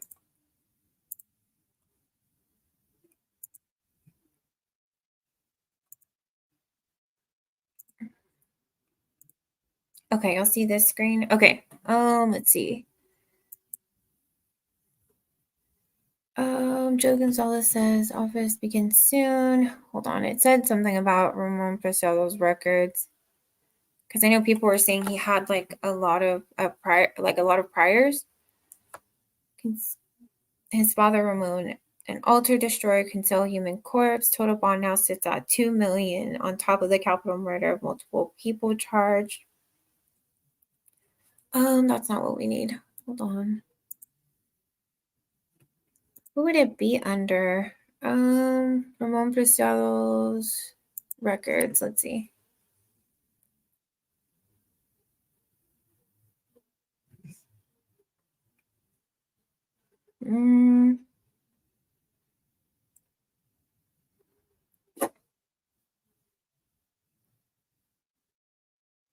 What is, it's just Ramon Preciado,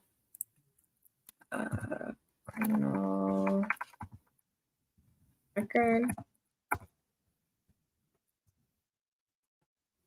What would it be in San Antonio? Does anybody know, like, to look up cases? Hold on, let me look in the chat. Judicial records in Google. Okay. Let me go back to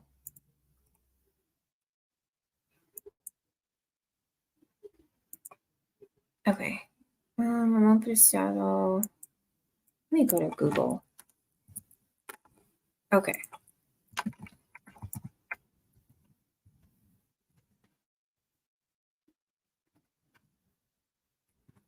Judicial records.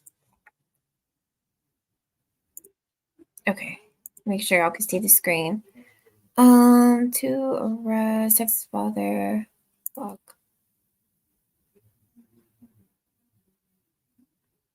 This is talking about the recent one. Background.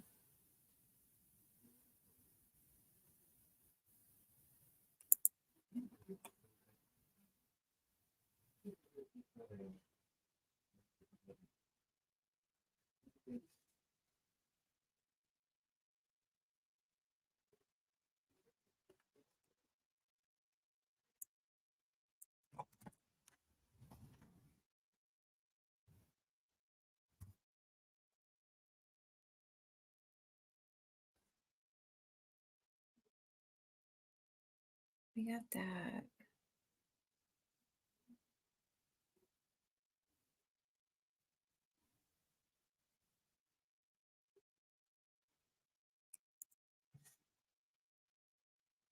I wonder if it was in that case discussion where they were, I think somebody had put like his priors, but let me see.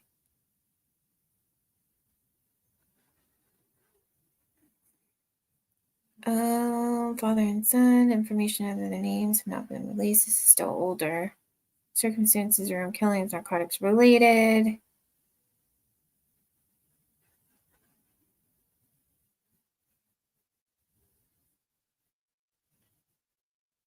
Handcuffs by the police.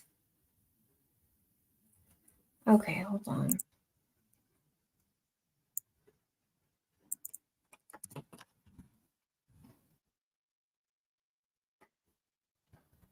Oh, okay.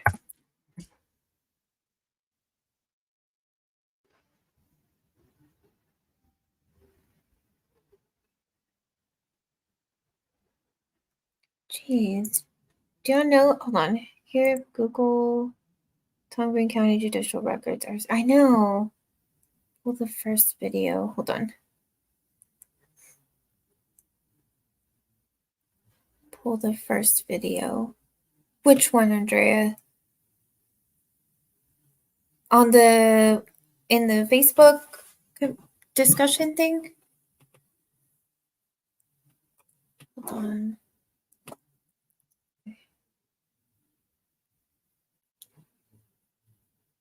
I'm gonna look at this TikTok real quick and pull up the one.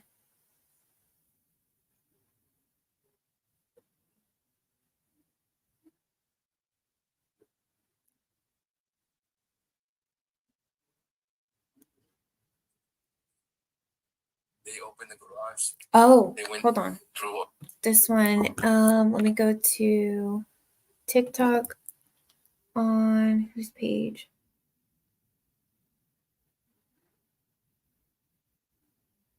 the house, put it inside the garage, you know. But no, it was outside. I don't think they can. There's a video that was posted. It's showing that they are taking out boxes and stuff from their house. Suspect had a girlfriend. Hold on, I'm trying to find out what the name of this person's page is. It's hard to see. What's going on? Okay, hold on. Let me share TikTok real quick, and we'll see if we can find his stuff. Hold on. Let me stop sharing this one and go to TikTok because I think Carlos posted a new video, or somebody did. But it's showing that they're taking stuff out of the home. Share, and it's what's going on. Let's see. Easy going on. Okay, this one.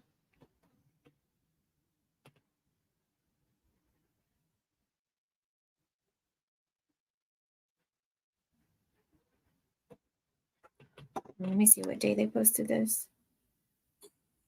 Cars inside. Every time I seen him outside, he was with a ponytail. Which one is it?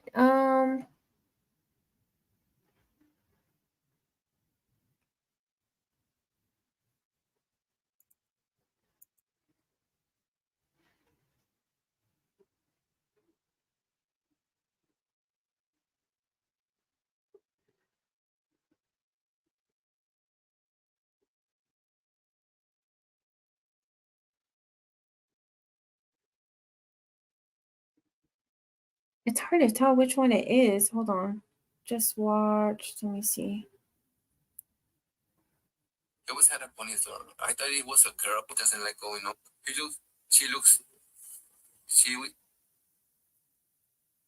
That day the police went.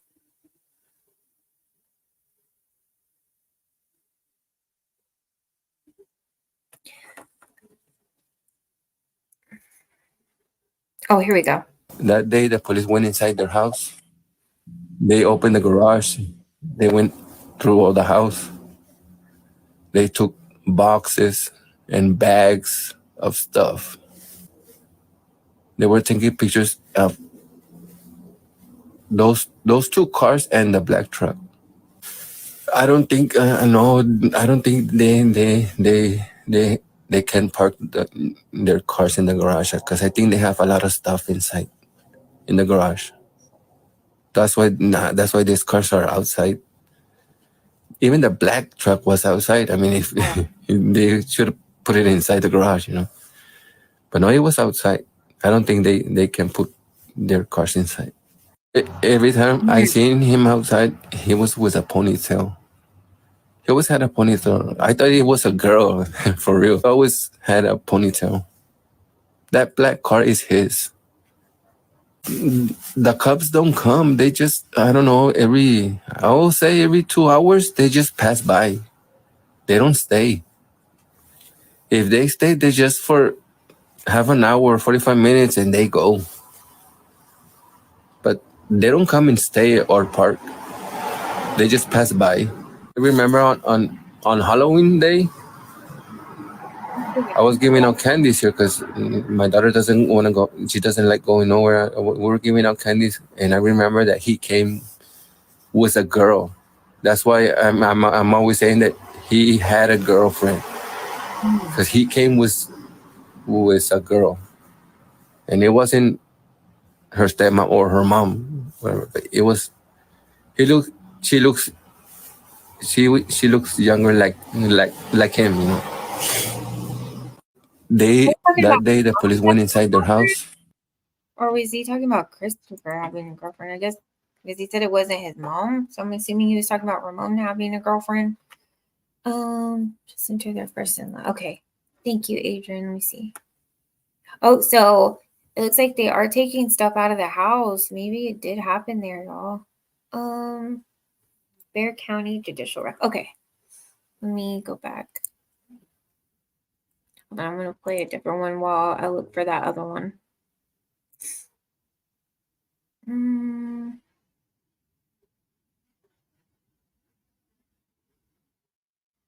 Oh, there's that one about the Lives, yeah. So that's just him trying to find out information about the case. He was sending somebody a text message about Matthew and asking if that other person had seen, they called him Flaco. And the person is saying, no, like he passed away. And Christopher's acting like he didn't know. He's like, oh, I didn't know, and all this stuff, trying to find out information. Hold on. We already saw that one.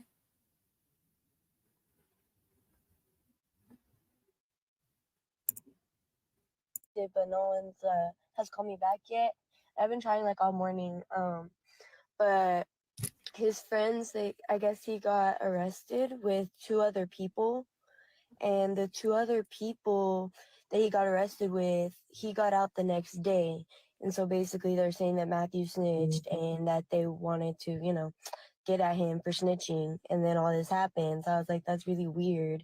And then the guy that it's like, I don't know his name, but he got locked up with, has relation to the guy that's like the bigger guy that has the black truck. Okay. So I don't know. I just think it's weird. And I was like wanting to tell someone, like, I don't know. Yeah, I called the tip line, but A Ring door camera picked up this video after Savanah and Matthew were found, and they also mention knowing that they snitched. The streets talk, they know. And her nigga that nigga, I'm blowing up right now over that shit. Like, oh yeah, they fucking sleep. I'm on my. trying to call the detective, but no one's has called me back yet. I've been trying like. Yeah, I don't know, guys. That's kind of scary. Okay, I think I found it. Let me share the other screen. Did they say in the affidavit? I think they did. What Ramon's date of birth is, so we can make sure it's the right one. Let me go share screen right here. Okay. Oh yeah. Okay, here he is. Ramon Preciado, date 12/21. So here's the ones for Savanah and Matthew. And then these are the other charges he had. Unauthorized use of a vehicle. And that was in, wait, was that 88? Then 99, aggravated assault with a deadly weapon. 131, 1988, criminal mischief. And evading arrest. So these were like older charges. Let me see what this one was. Aggravated assault with a deadly weapon. Let me see. Case closed. Don't really.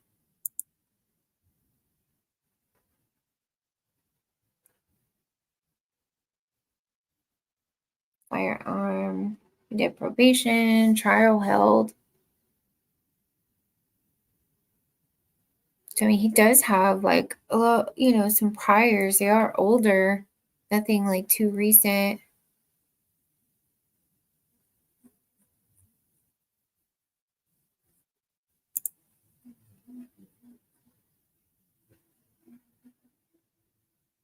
But I mean, he's definitely been involved in some aggravated assault cases and unauthorized use of a vehicle. Let's see.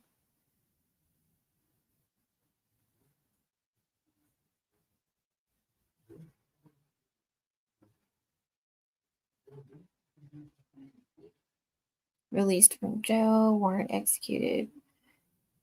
So yeah, he has done some time for those other priors.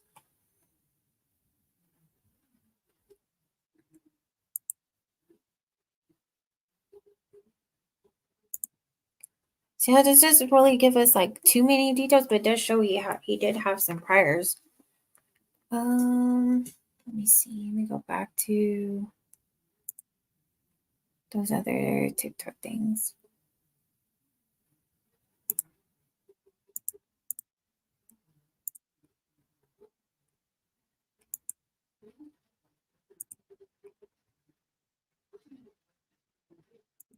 What is this?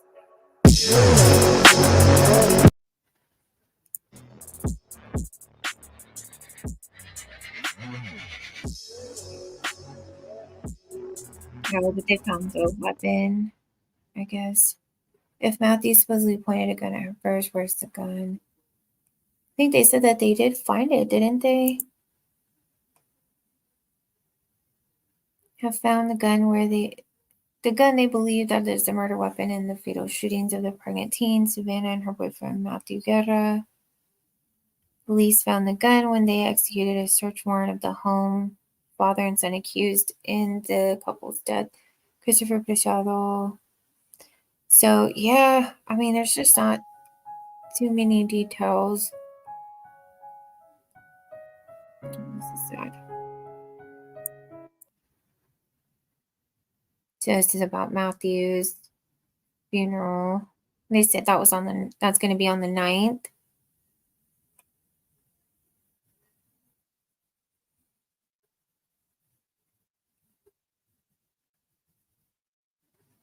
And that's his stepmom, right? The Raquel lady. There was a lot of stuff going on with, I guess, like a lot of GoFundMes and stuff that were being created by his biological mom and stuff. And the stepmom was saying that she had a